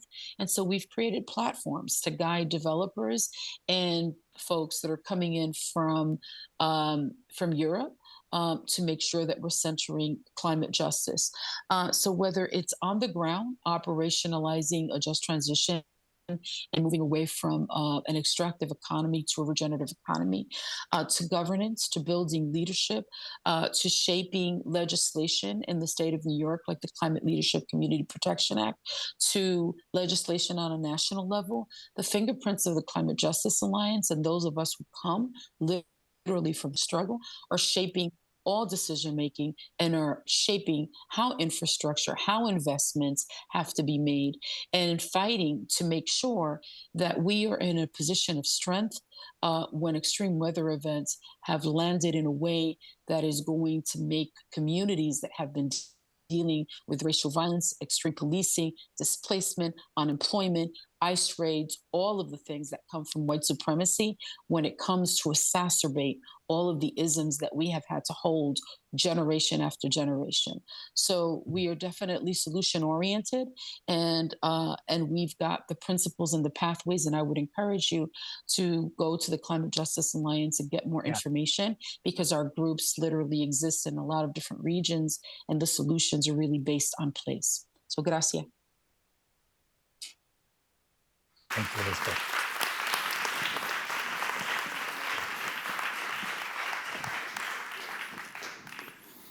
Thank you, Elizabeth. That was a waterfall of activities. Thank you very much for that. So we had 3 different components of what a restorative economy could look like. And we are going to add a 4th and last one. And that is going to be presented by Ashish Kothari. I first came across Ashish Kothari reading a book that he helped editing, which was called Pluriverse, a post-development dictionary, which I personally enjoyed very much reading and learned more about him. He's a founding member of, and a couple of these words will not be known to you, but he will all explain them, I'm pretty sure. He's the founding member of Kapalvriksh and the initiator of the Vikab Sanjam and the Global Tapestry for Alternatives. That I understood, the last one, the Global Tapestry for Alternatives. And he will get us through a couple of ideas where he will present opportunities to advance both post-development and post-growth economic systems, because those things are very much also in line with the whole discussion around degrowth, which has also been articulated quite a bit here in Europe, also through the European Parliament. There was a conference a couple of weeks ago that looked at that, and there are a couple of quite well-known authors here also from Europe that are addressing that. But we want to bring in the Indian perspective, and we very welcome Ashish. Thank you for being here with us, and the floor is yours. Thank you. Thanks, Ralph. Thanks, Bill, and everybody else for making this possible and for the kind invitation. And I'm very happy to be able to go on Nwamaka and analysis, because I think they've already made a great for this discussion. Can you hear me okay? Yes, we can hear you. There's a little bit of breakup, but we can hear you. All right, so what I'm going to do is, anyway, I'm showing slides. I'll stop my video. That might make the connection a bit better. So I'm going to go straight into the presentation. I think there's going to be some overlap with what some of the previous speakers, especially Elizabeth, has spoken about. But anyway, some of it bears repetition. You can see the slides. Yes, we can. Thank you. All right. Okay. So, well, I'm not going to speak much about the bad news. I think you're all very familiar with it. People have been talking about it. The multiple global crises that we're in, also now called polycrisis, etc. From the very personal to the global. What I think in countries like India, we've also realized is that what we call development actually, of course, brings a lot of benefits for many people, but also comes with extreme forms of violence to the rest of nature, and to people and cultures in many different forms. And I actually call it a move from livelihoods, which were occupations, not jobs, but occupations linked to ecologies and cultures, to what we now have mass production, uncreative, soul-deadening jobs, which are called deadlihoods. And finally, I think also it's very important for us to be able to understand much deeper the kinds of so-called solutions that the system that has created problems into us with, including, I'm afraid, sustainable development, because it comes, if you look at the SDGs, since one of them is actually economic growth, which we know is simply cannot be sustained on this earth anymore. There are so many internal contradictions in the sustainable development framework that, to my mind, these are either false or superficial solutions. So the question that arises, of course, is, do we have alternatives? Are there other ways of meeting human needs and aspirations without trashing the earth and without causing the sorts of inequalities and deprivations that you've all spoken about or know about? And to my mind, yes, there are. There are two kinds of alternatives. Elizabeth, for instance, has already pointed to a number of them. One of them, to my mind, is resistance, where people are, such as the environmental justice movement, she spoke about many others. This picture is from about 30 years back, a movement of Adivasis, we call them in India, or indigenous peoples in central India, against two mega hydroelectricity projects. What was very interesting in this movement, as in many others, is that they were not just arguing about not wanting to be displaced and their forests to be drowned by the dams, but also that the river, which for the government was a commodity, was for them their mother. And in the sense that it was something that brought life to them, and they would not allow their mother to be shackled by the dreams of progress that the government was bringing. And in that sense, these movements of resistance are not just talking about we don't want this project or that project, but fundamentally challenging the exploitative, commodifying ways of the currently dominant system, which has structures such as, of course, capitalism, statism, patriarchy, racism, and anthropocentrism, and therefore also then providing alternative ways of knowing, of relating, of being, of dreaming, of acting. But along with these movements of resistance, I think what's also very crucial is the movements of constructive alternatives, such as the example that Elizabeth spoke about at the end, what they're trying to do in Brooklyn. We actually have thousands of examples of constructive ways by which people are trying to meet their needs and aspirations, as I said, without trashing the earth and without causing the kind of inequalities, and which are mostly led, which actually showcase the agency of the most marginalized and disprivileged and exploited peoples around the world, with, of course, very often civil society engagement, sometimes even government engagement.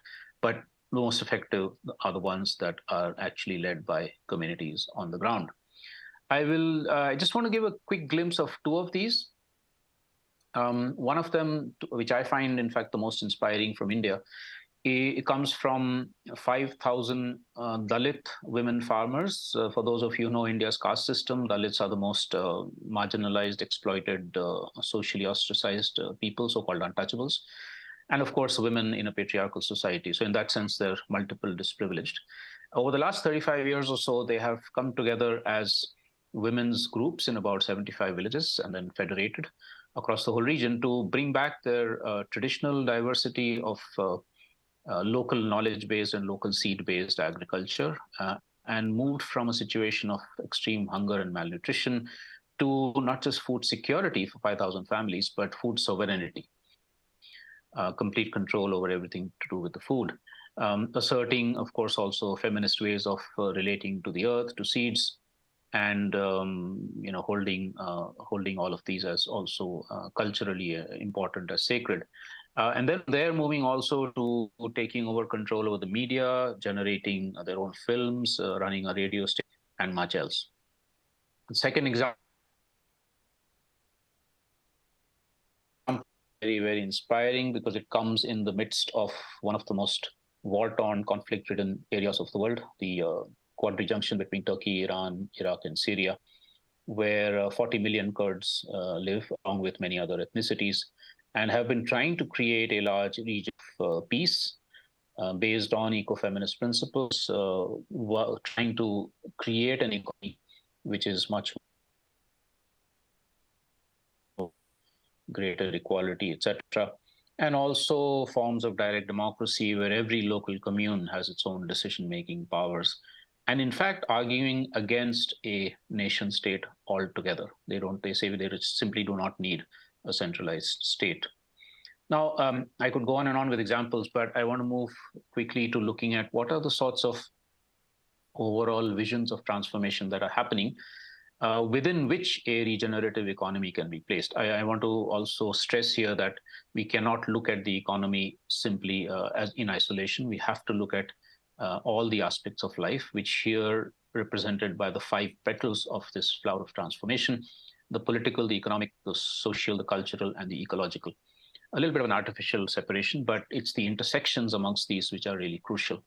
I will go a little bit more detail into the economics, since that's the topic of the session today, but I want to stress also the other 4. If you take the political, the top right-hand side sphere or petal,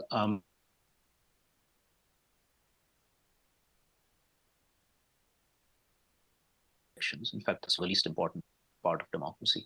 Most important is we claim power where we are, as communities in cities or in villages or whatever sorts of collectives we have.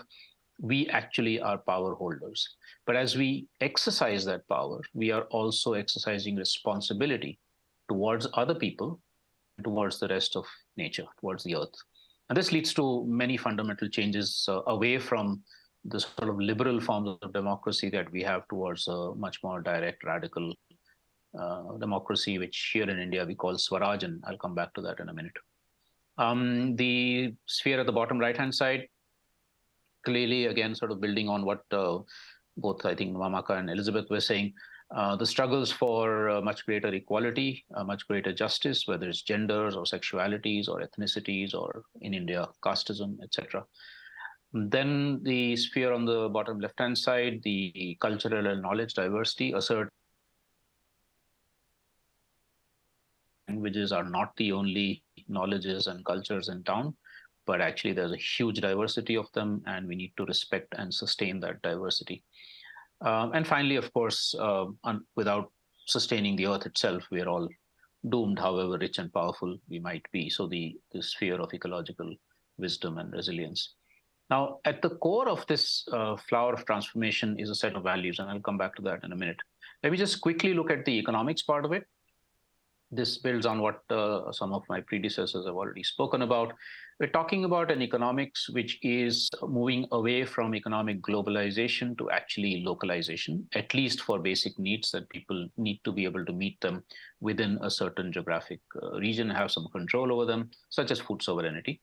But that it's also not localization in a xenophobic form where you say, okay, we're not going to we don't welcome migrants, and we don't, here in India, for instance, particular religions are being vilified or trying to be sort of thrown away, etc. So it's an open localization. The move towards producers being in control of the means of production rather than capitalists or the state. And that actually offers, in some senses, becoming prosumers, as in we are producing and consuming both, maybe different sorts of things, but we build nations in which we don't have any separation between us as consumers, somebody else as producers.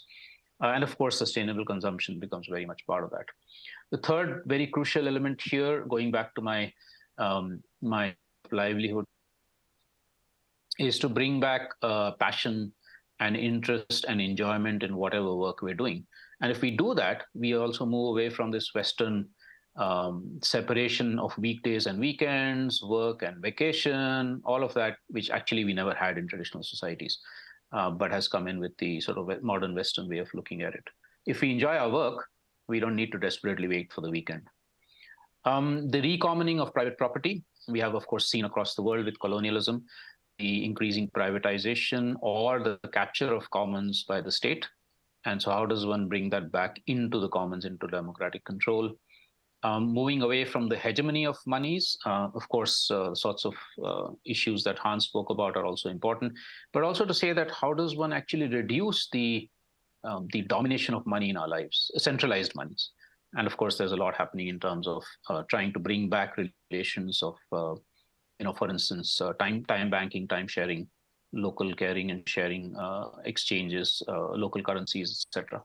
And putting all of this together then to actually also throw out GDP, which is a completely nonsensical way of looking at development anyway, and to actually look at what are really meaningful indicators, such as do we all have clean water and air? Right, so let me take another 2-3 minutes to bring this to a closure. So if you look at oh, I'm so sorry. I just wanted to quickly come to this slide here, which is this, as I said, the sort of core of the flower of transformation was looking at a set of ethics and values. And to me, actually, all the examples of radical transformation that we're looking at are very, very, very different from each other. There's a lot of, that's why we call it a pluriverse, not a universe.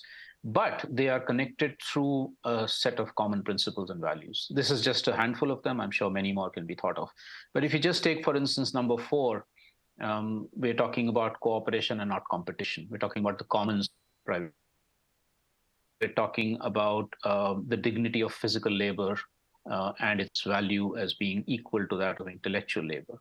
We're talking about respect for all of, not just human rights, but the rights of nature, and so on. So if you put these together, we're actually saying, what should we be celebrating? Should we be celebrating money, power, and fame? Or should we be celebrating ways in which life is regenerated? And if that is the case, then we also then need to pay much more attention to worldviews, such as, for instance, in India, something called Swaraj or eco-Swaraj, which means self-rule or autonomy, but as I said, with responsibility towards other people. So we're all decision makers. We are all parts of democracy, but we exercise those powers with responsibility. And in that sense, then, in fact, the center of decision-making becomes the community and not the government or the private corporation. And as I said, there's already thousands of examples where this is already happening. There are similar worldviews from all over the world, some of the ancient, which are coming back in the struggles for justice, such as Elizabeth was talking, indigenous justice, or natives, or blacks, or other sorts of communities that have been previously marginalized, but also radical reinterpretations of major religions, and from within the belly of the beast, from within capitalist societies, movements such as degrowth or ecofeminism. So let me end by just mentioning quickly this question of scale. A lot of people ask, okay, but how do you upscale these initiatives, right? Or how do you replicate them? And I think both replication and upscaling are wrong. They're wrong approaches. What I think is important is to recognize that every approach is unique, to learn the principles of how they've done what they've done, what are the values, what are the processes, and then apply that in our own case, in our own situation, with whatever modifications are needed, and then connect horizontally. So the scale happens through network connections rather than one example becoming bigger and bigger and bigger and bigger.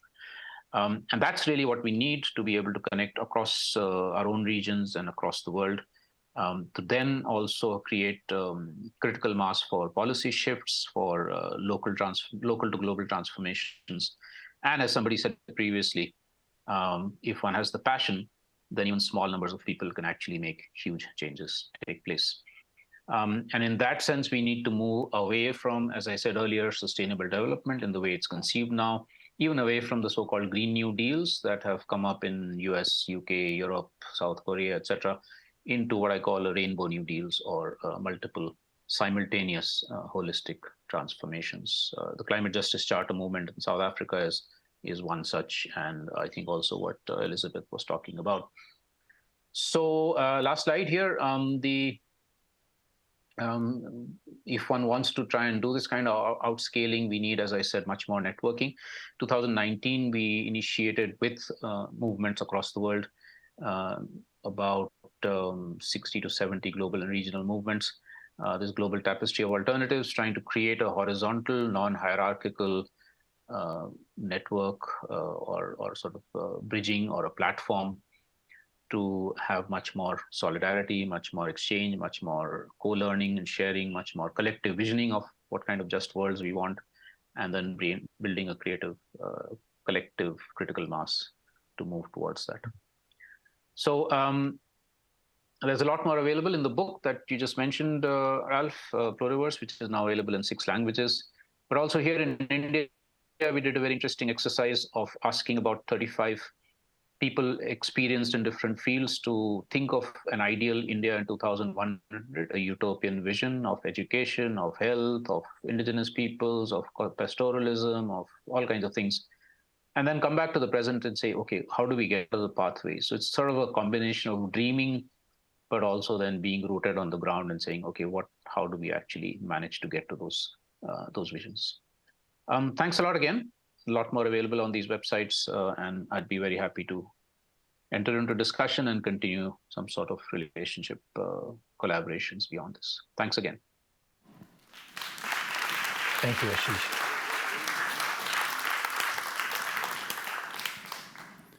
Thank you, Ashish. I think that was a very nice sort of summary of a lot of the overlaps that we partially also heard from some of the other speakers, with different connotations coming from different parts of the world. We would like to go into sort of 2 rounds of questions and answers using the rest of our time together. I would like to ask Nwamaka and Hans to also join me here on stage. And I will also be joined on stage whenever she is ready to come down. Please have a seat. By my colleague, Lisbeth Willemsen, who has been, there she is. Welcome. Welcome, Lisbeth. wherever you want to go. Oh, your mic. Yes.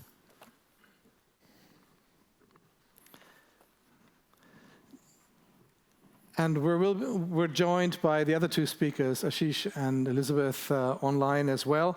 What we will do is that in a first round, Bill and Lisbeth have been working behind the scenes to look at all the questions that came in through the Q&A from the online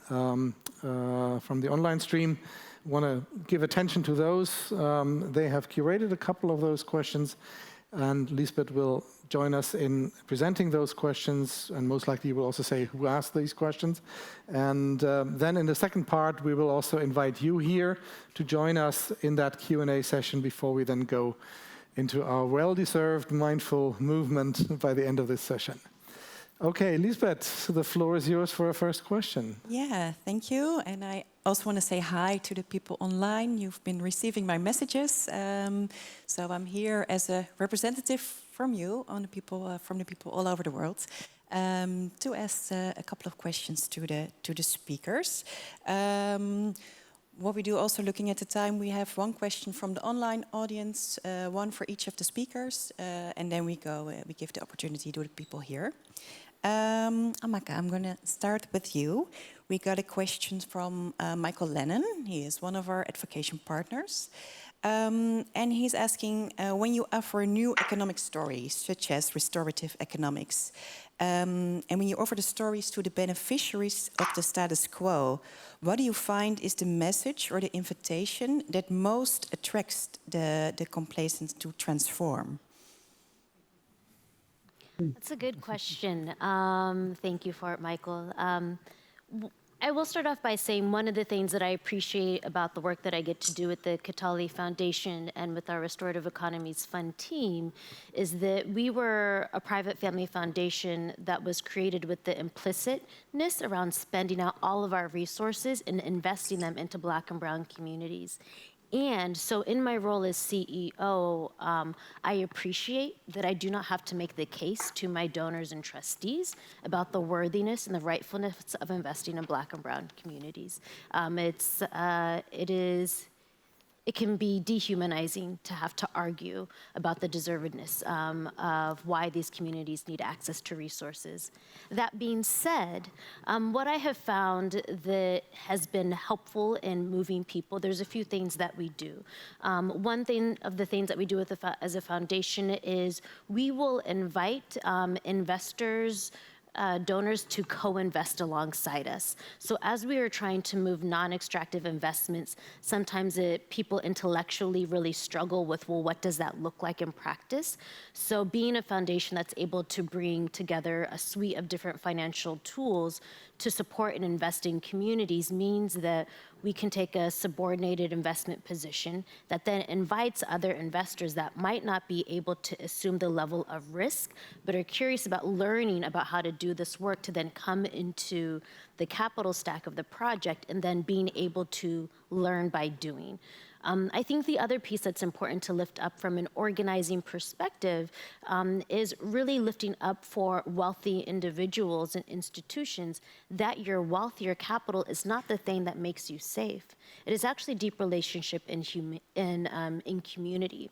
And oftentimes the desire for people to hold on to their wealth comes from an experience that they are only valued and considered worthy of being in relationship in community because of the wealth that they hold. So there is the ability to think of an organizing strategy that engages wealthy individuals that allows them to be whole and deserving outside of the wealth that they hold, and then contribute to the efforts for wealth redistribution and addressing climate change. But then, lastly, I will say that part of the power and privilege of being a wealth holder, part of the power and privilege that I even hold as someone running a foundation, is that I have a responsibility to decenter myself out of the conversation, as do wealthy folks. And so at some point, our egos need to kind of take a back seat to the urgency and the necessity of what communities are calling for, and we need to be creative in moving resources to them in that way. So there is as much an intellectual strategy in how we think about moving capital as there is an organizing strategy and being in a relationship with each other, and then also a spiritual approach as well to how we come to understand our own self-worth and well-being in this work. Thank you very much. Yeah, that sounds like a yes.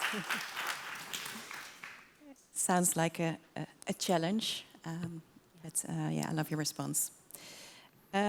Next question is for Hans, and the question is from Sandra Wadok, and she's wondering, how do you and others bring in more financial institutions toward your worldview and your set of actions when it's clear that one financial institution shifting will not make the necessary systemic change in this important industry? Yeah, that's an important question. On the one hand, and that's maybe also it's not the easiest part, but that's at least in our control, is setting an example, really showing that you can do things differently, that you can have a bank,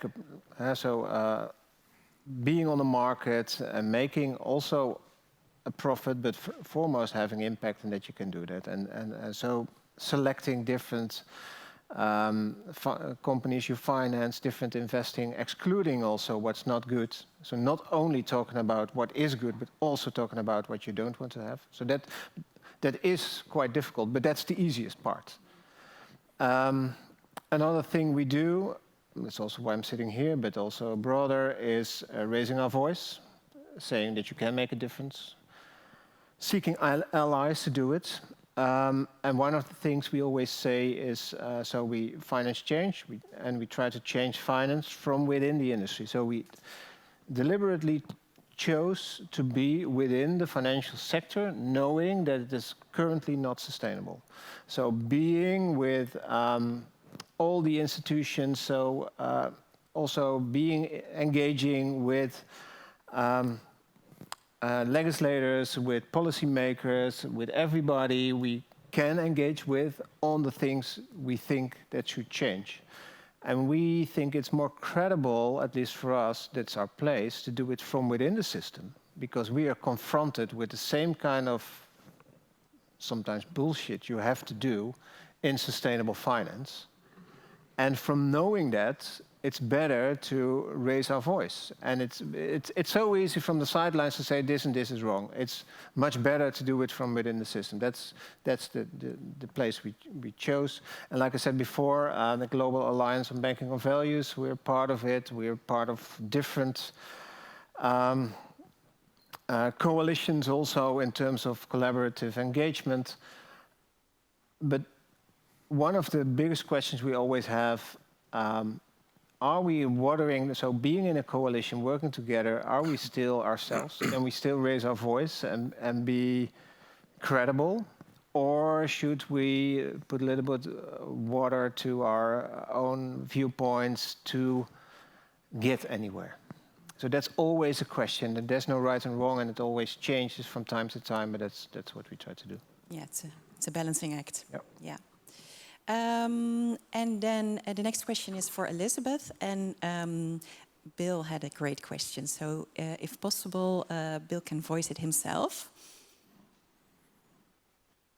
We don't hear. Yes, there you are.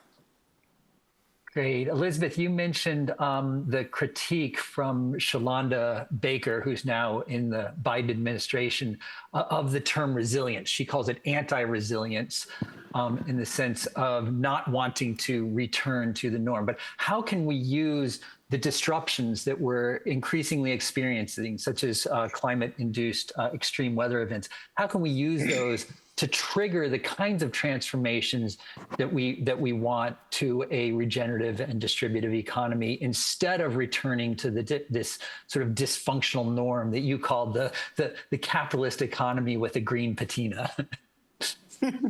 Shalonda and I talked a lot about the word resilience. We agree that it's a word that for those of us from the front line is not applicable. And we try to come up with terminology that best captures what our vision is for moving forward. And we've done that in so many different ways, everything from a just transition to trying to just put language on what we envision is a path that is going to take us out of harm's way. I think it's really important, and I hope I'm answering your question, is that we not have cookie cutter approaches to creating different kinds of economies and looking at everything that is possible on the ground, from how people barter with each other to how they create cooperatives to how we invest in actual systems that'll make it possible for us to have access to all the resources. And what that looks like from community to community is really different. And in a place like the United States, where you literally have different kinds of communities and different kinds of places, just the topography is different, the solutions look different.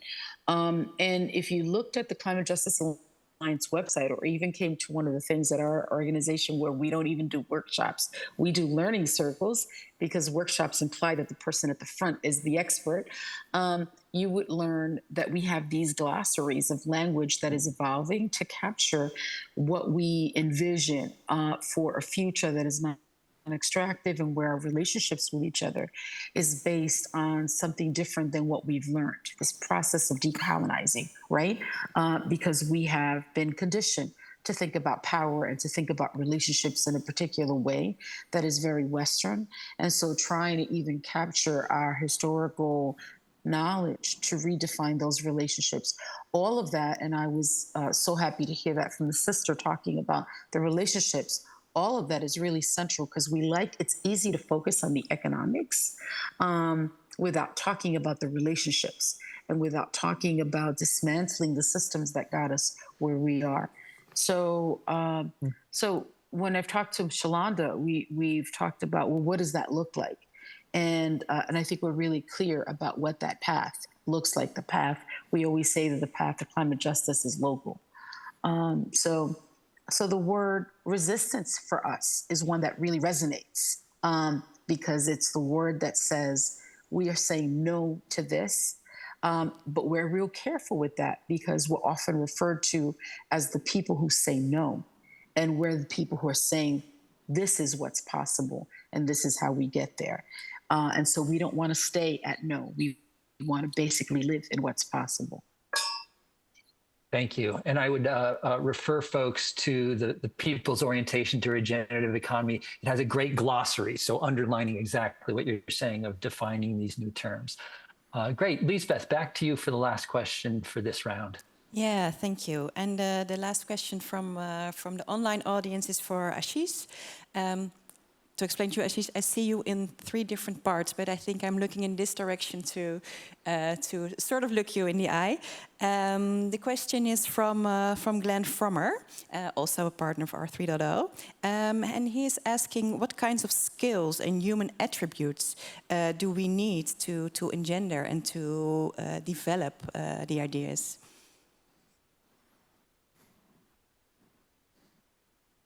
Thank you, Elizabeth, and thanks for the question, Glenn. Well, I mean, that's actually a very, very broad question. So it really depends on where one is located in the social sort of ecosystem or landscape, right? If we are a local community who has been at the receiving end of everything that's wrong with global economic development and economic growth and so on, then the skills that we need are, well, how does one understand what is coming at us best? How does one then respond with whatever knowledge and capacities we have, or build that capacity further? For instance, we may need to build the capacity or the skills to understand the sort of legal ramifications of an action that we're taking.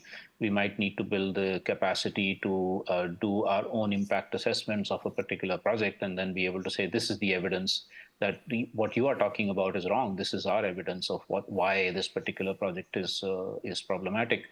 And we might then also need to build the skills of saying, this is what our alternative is. This is like exactly what Elizabeth was saying, right? So no plus yes. So there's a whole bunch of skills and capacities. Some of them already exist with us as a community. Some we will probably have to build. If we are let's say, a sort of a support organization or an enabling organization, a civil society group, for instance, which works with that community, or a lawyers group, or a research group, an academic group, or even a government officer who's out of the box in that sense, then we need to build the skills and capacities to understand that local situation, to understand the community much better and what the impacts are, and then to be able to enable that community's transformations or response to whatever they're facing, right? Maybe do our own independent research as academics, for instance. One of the most important things that independent academics are playing, the role that are playing is with respect to creating the evidence of climate crisis versus the so-called climate deniers, right? There's so many different things that we need to do, maybe as a journalist, to actually tell what we think is the truth and not fall for all the falsifications that the corporations and the state wants us to. So I think, the bottom line here is to be honest to ourselves and to the situation, to be on the side of those who are most marginalized and disprivileged and exploited. And here I include the rest of nature, not just other human beings, but also the rest of nature. And whatever capacities are needed to actually play these roles. I think that's what's important. I realize that's a very broad and general answer, but it's hard to be much more specific within a short time span. Thank you. That's great. Thank you very much. It's also a broad question, so it gives a lot of possibilities, but this was really clear. Thank you. I'm going to hand it back to Ralph for curating the questions from the room. Yeah, and that's an easy role because I'm only asking for a show of hands of who has questions. I see a first hand up there. And as there are not so many hands up there at this moment, I see a second one over here, yeah. And a third one. So, Alexandra, there's a second question here. We will go for the first, second, and third question. Let's collect a couple of them and then see. Oh, there's a gentleman there as well. Okay, yes. So 4 questions in the queue. Let's just simply start with the first one and then see to whom it is addressed and who wants to answer.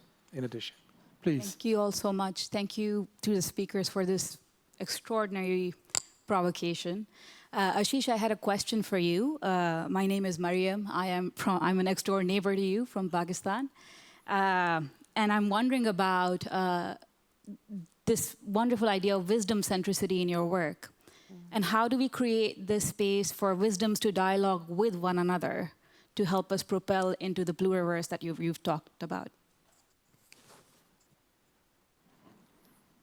Thank you so much, Mariam. And I think given your location and my location, I think one of the most, the wisest things would be to increase the people-to-people dialogue between India and Pakistan so that we can move beyond the way our governments are behaving. I think there's again, a number of things to be done here. Now, we know that in traditional societies, however imperfect they might have been, there were very sophisticated ways of passing down information, knowledge, and wisdom from generation to generation, which have broken down or are breaking down in the face of modernization, industrialization, and so on. So one big thing for a lot of communities, at least here in India, is how do we revive those traditions of intergenerational learning and sharing of wisdom and information and knowledge, but in a new context, because we can't necessarily go back to how it was maybe 100 years back. So what would that look like? How would, for instance, modern ways of sharing also get in, even as we try and continue oral traditions, maybe also some forms of written or visual or audio, how does that actually take place? And there's some fantastic experiments at trying to do multimedia, intergenerational transmissions and learning. So that's one thing. But then people to people also.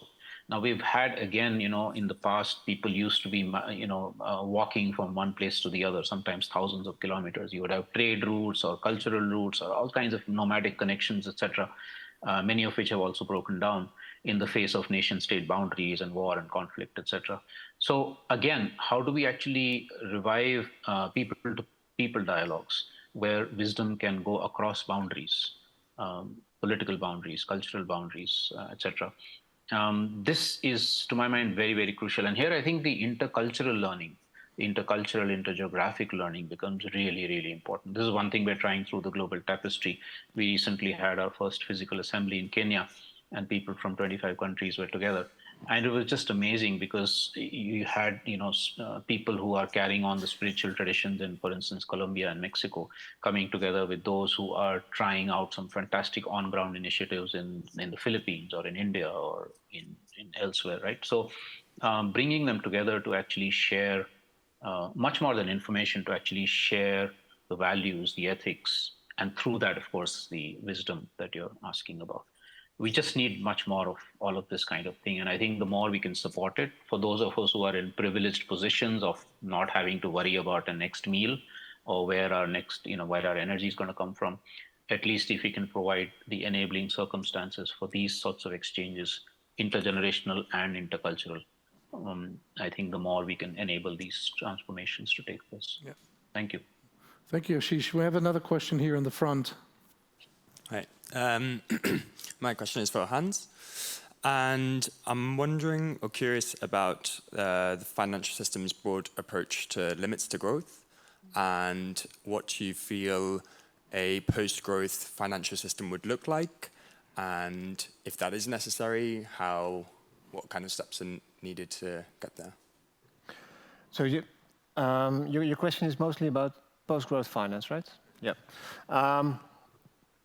Yeah, I did not touch upon it in my talk, but it's a topic where we're quite busy with also understanding what it should mean for the financial system. And there are a few stories. Some people think money creation and the financial system is the core problem of growth dependency. I don't think so. I think the reason that we are growth addicted is mostly capitalism itself. So it's capital accumulation, it's a system driven by profit, and for profit you need growth, etc. But it's the financial system leverages that system, leverages the growth addiction. So what you can do within the financial system is not solving the growth problem, but you can make the growth dependency a little bit less. This starts, and that was in the presentation, with saying, okay, everything we do within the financial system should be judged on its real consequences in the real world. And second, what it means that if you say it should fit in our real world, it should also fit in the ecosystem, and then you will have the planetary boundaries within the financial system. But that will only work if we make that connection with the real economy. And that's often going wrong. And there are two phases. So the one is connected to the real economy. The second is understanding debt and understanding the relation with debt. So debt is nothing else than a claim on future real-world impact.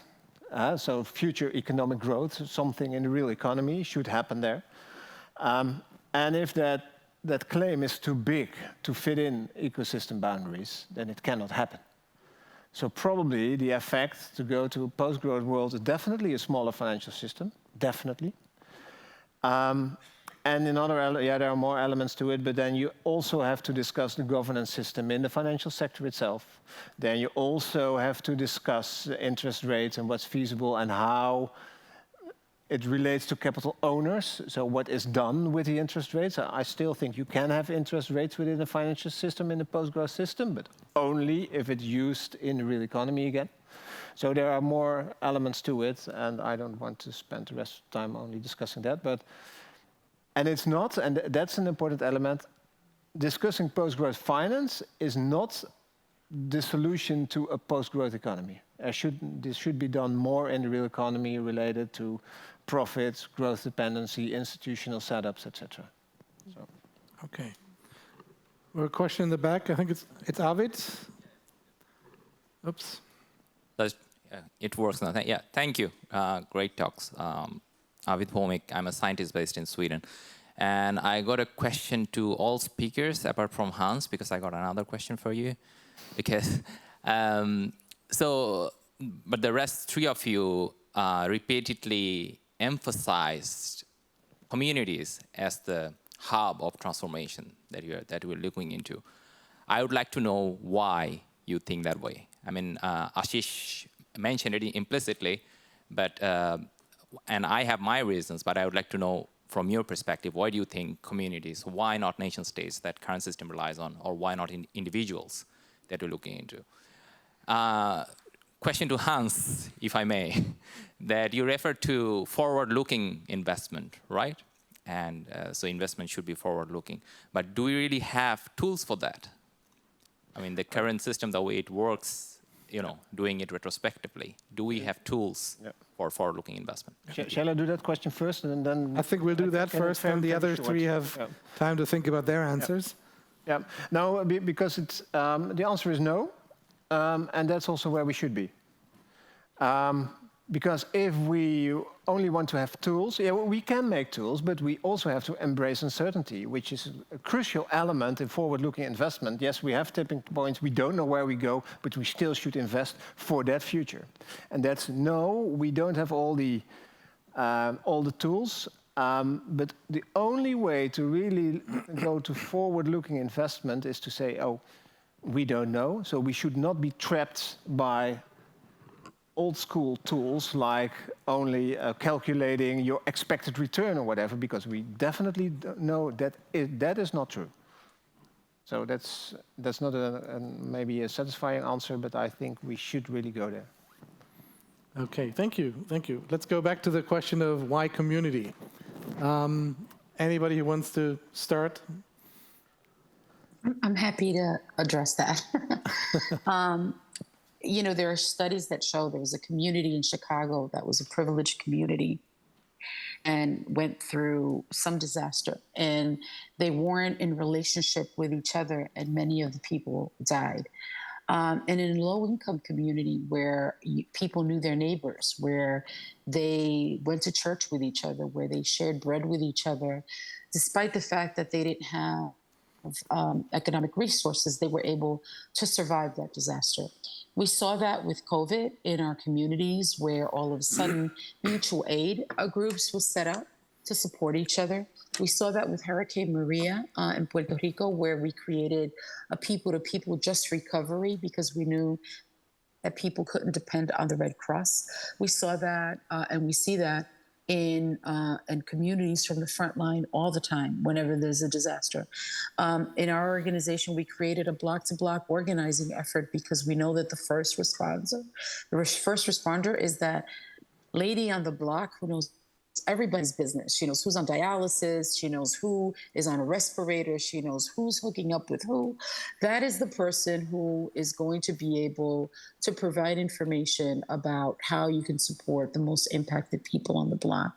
And so we put together a block-to-block organizing effort, which is different, I think, in a deeply urban community, so that people could start painting their rooftops white, building anaerobic digesters together, mapping their backyards for water and for food so that they could share if there's an extreme weather event, because we think that the solutions are hyper local.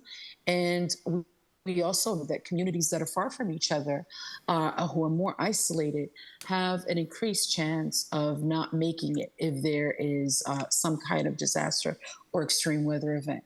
So I think the facts speak for themselves in terms of us being able to document that there have been successes, that people have been able to survive even when resources have not been able to show up. People have been there for each other. So we think that the solutions are local, and that's why we always say that the path to climate justice is local. Okay, thank you. I see Ashish and yourself. Who wants to go first? I'll have Ashish. Ashish. Nwamaka, you want to go? Should I? Go ahead, yeah. All right, okay. Yeah, I mean, just building on what Elizabeth said, we have about 100 case studies from around the world of how communities were able to not just survive, but actually even thrive in the midst of the COVID crisis. because of the fact that they had community systems intact or were able to rebuild those community systems, and also collective access to resources and so on. I think there's 2 or 3 other quick points I want to make here. One is that also learning from the rest of nature, right? I mean, this whole notion that nature or that evolution takes place because of intense individual competition, we now know, including through biological work, is false. Actually, most evolution takes place because of cooperation, not competition. And it's the same with human communities. Why not the individual? Because the individual there is no such thing as the individual, despite whatever Margaret Thatcher might have said. The individual is, like the saying of Ubuntu in Southern Africa, that I am because we are, not I am because I think, or I think because I am, or whatever. So in that sense, community becomes very important. Why not the nation state? Because so often, as we know through history, the nation state is kind of far removed from that locality. There's a centralizing notion and a centralizing tendency in the nation state, which means that they don't actually know, whoever is in the government doesn't actually know what's happening on the ground, and does not have, or may not even be inclined to really be doing what needs to be done for people on the ground. Apart from the fact that the intense competition between nation states and the intense competition between political parties to hold on to power in the nation state means that they're actually going very far away from what is needed on the ground. So in that sense, I think communities. I just want to make one clear caveat here. This is not to then say that communities are themselves homogeneous and in complete harmony within each other. So there are lots of power dynamics within communities. There are inequalities. All that also needs to be dealt with. But that does not mean to throw out the community and not throw out the bathwater with the baby with the bathwater. It is really that collective, place-based, on the ground, which is where the most creative solutions are coming up. Thank you. All right. Over to you. I'll try to be quick. I think the other piece I'd add to the question around why not the individual or the nation state instead, to this piece around none of us does anything alone. And the assumption that we've developed that individuals should receive investment and extract value, they get to where they're at in life with the power and the wealth that they have by extracting value and taking from others. And so lifting up community allows us to actually visibilize how that wealth and that power has been created, and instead of really being able to award an individual, really understand how we support a community and being able to benefit together. This other piece around interdependence that Elizabeth had mentioned, particularly in a time of climate chaos and climate change, we continue to see time and time again how the nation state lacks both the political will, the resources, and the relationships to actually show up on the ground and support communities when they are in need. It is actually through our relationships and in community that we are able to not just support one another, but then we're also able to have a conversation about how we have a just transition out of this moment of crisis and into a new economic model and economic system. So with the fires that we've seen in Maui, we are starting to observe how communities are starting to lift up. They don't actually want to go back to a model of speculation on real estate. Instead, they want to actually look at how do we create community land trusts that ensure that the land is stewarded for the benefit of the public going forward. I think the other piece here around community is that we want to actually recognize that while we do not want to continue to sit in a mindset of fear and scarcity around resources, we want to go towards abundance.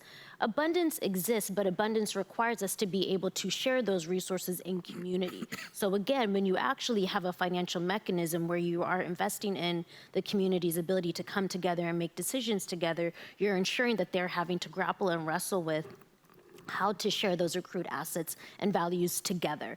Lastly, in Ashish's presentation, when he had lifted up the group of women that were saying that we actually do not need nation states, coming out of the United States, unfortunately, what we've seen is that we have a nation state that is really good at policing and militarizing the world and its people, and has failed to actually provide and take care of its people. And the type of ways that people need to be cared for need to be rooted in the specific socioeconomic conditions and the histories of people in a particular biological and ecological reason in space. And so that's why we actually have to root it in community that's rooted on land in a particular place and not continue to feed into the lie of an individual that predicates the need for the individual to have control of power and oppression over others.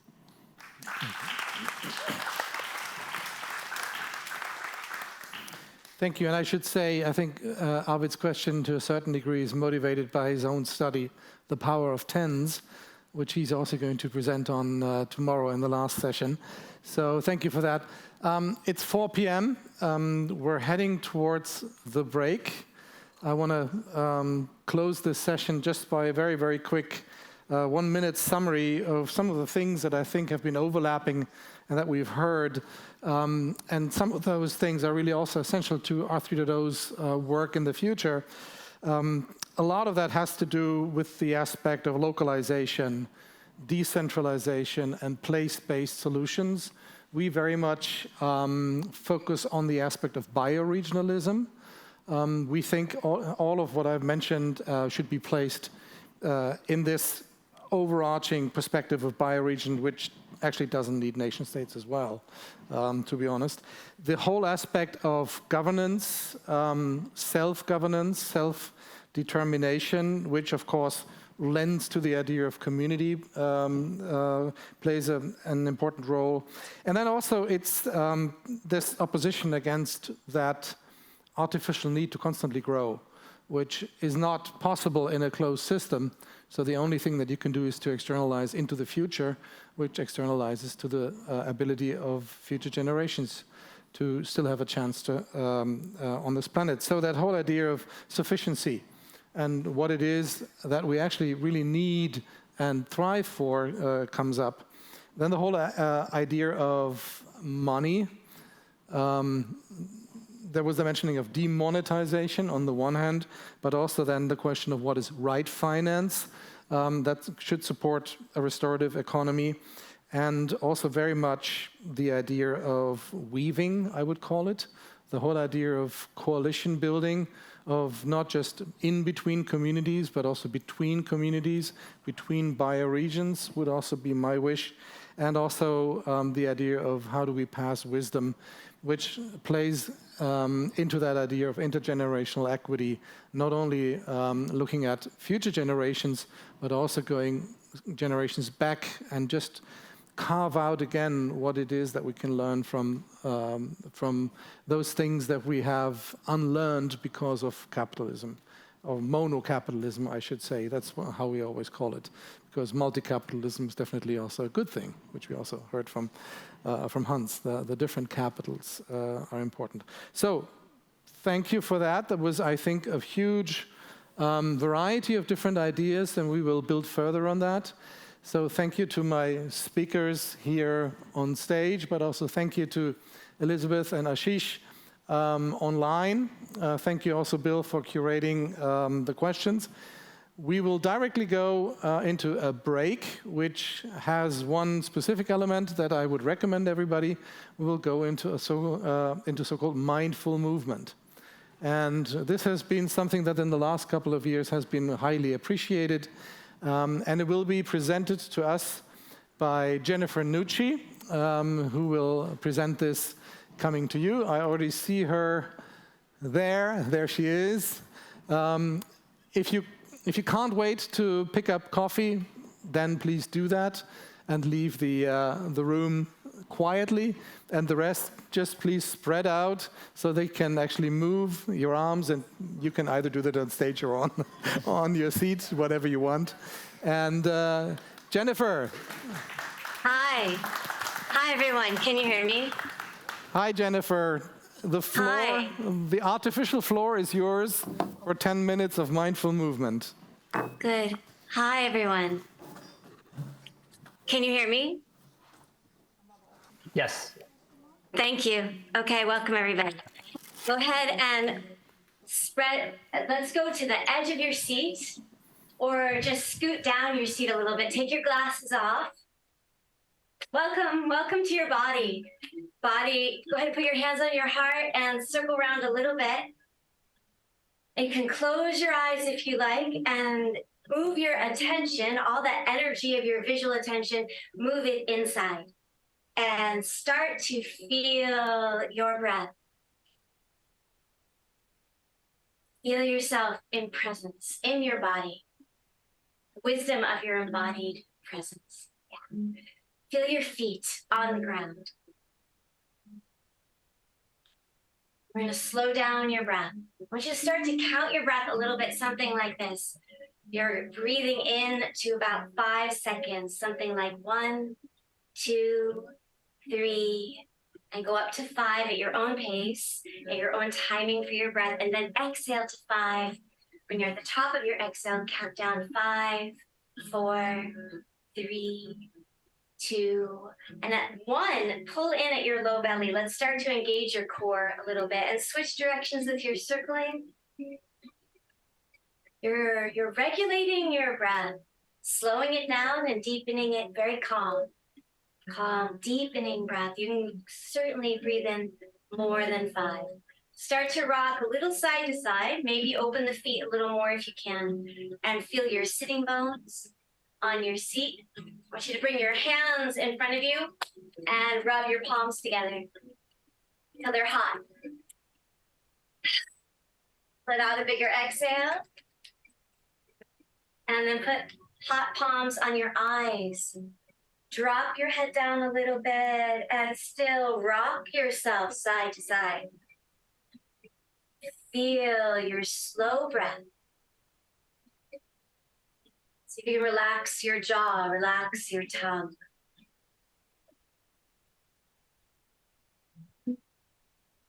Relax your eyes, relax all around your eyes.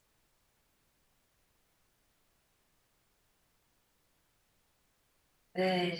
Heel toe your feet together, legs together.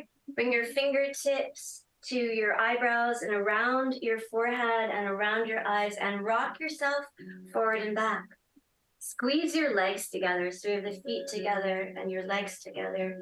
And you're bringing this pressure and release touch around your eyebrows and the corners of your eyes and down across your cheekbones.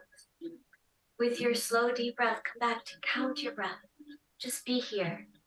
A few minutes, just be in your beautiful body. This care of this vessel for living that needs so much care. Beautiful. Fingers to your chest. On your inhale, so what you're doing is you're pressing along the ribs in your chest here, along your sternum and below your collarbones. And on your inhale, you're going to arch your back upward, your heart and your gaze upward. And on your exhale, bow forward a little bit, round your spine, just a nice soft movement of the spine, and pull your belly in on your exhale. Inhale up. Still massaging here at the chest. This is good immune system pressure points as well. See if you can empty out all the way. Jaw is releasing.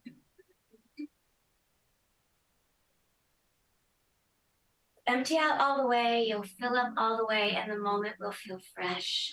Hands to your knees, same breath, same movement of your spine. So when you're exhaling, we're going to round your spine and your arms are straight and your head is down, your belly's strong.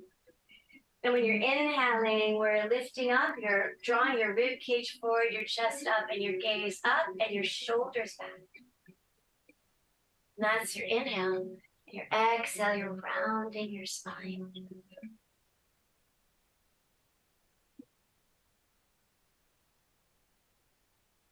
Refuge in the counting sometimes. It helps to calm everything down, helps you keep you in the present moment, movement of your breath. And your psyche is working on all these things that we're learning and thinking about in the conference on a whole other level when you do body care, when you come into the wisdom and the presence of your body. You're gonna sweep your arms out. When you're up again, sweep your arms out. Great, palms up, reach up, lift your gaze. tuck your chin back and sway a little bit side to side. Energize your fingertips. Try to really reach and stretch. Palms are up, thumbs back. Try your biggest inhale.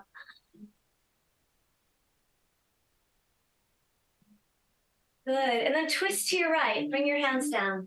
Twist to your right. Your left hand to your right leg. Your right hand behind you. Inhale through the middle. Reach. Spread yourself wide open. Exhale to the left. Go slow. Go to your slow breath. Pull that left shoulder back. Inhale through the middle. Slow. Exhale to the right.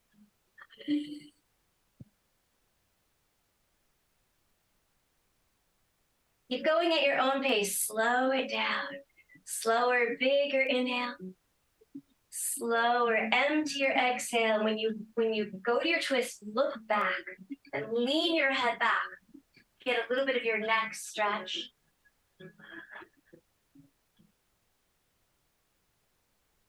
Slow the breath down. Feel the whole inhale. Feel the whole exhale.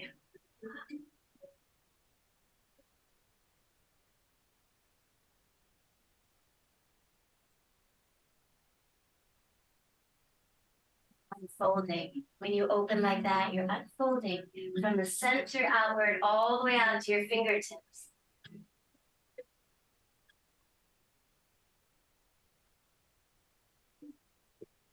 And your movement and your breath become a meditation of peace and calm.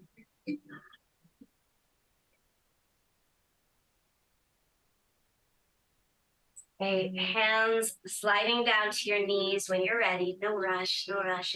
Round your spine. So do this rounding. Drop your head and send your inhale into your back. Stay there in that position. You're pulling your ribs back, rounding your spine. You're letting the shoulder blades open up. You're breathing into your mid-back, into your low back, the expansion of your back. Good.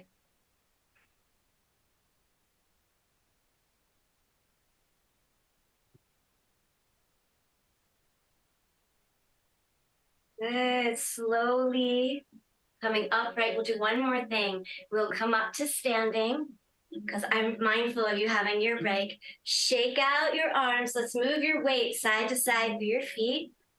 Feeling your feet. Shake out your arms. Good. And then please take fists. We're going to give a little bit of a to your chest. You can let out a little sound. It's a lot to take in the conference, so letting out sound can be good. One more.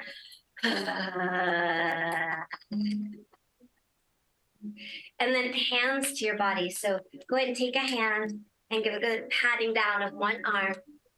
Try your slow breath, slow breath. Keep shifting your weight. Go to the other arm. Shoulder, arm. Just increasing your circulation to your arm. Bring your patting to your belly. Pat your belly. Come around to your hips. Your low back.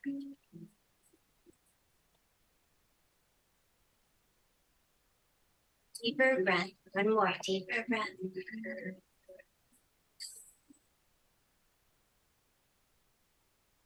Good. And then right there where you are, with your feet open, sweep your arms out and up. Big reach. Squeeze your thighs, securing your knees into alignment. Tuck your tailbone under. Let your wrists rotate. You can close your eyes for a moment if you like, and just feel. Reaching wide open like you're breathing yourself really expansive. Lots of room on the inside for feeling, for sensing, for learning. Bigger breath, one more.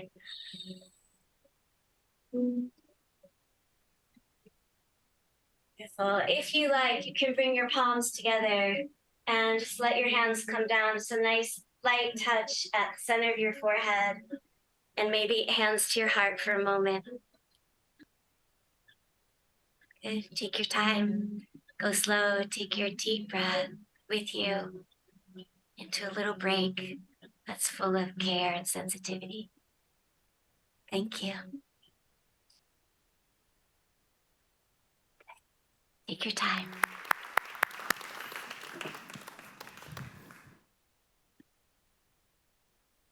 We'll go for the coffee break, and you will hear the bell ring a couple of minutes before 5 for our second session of today.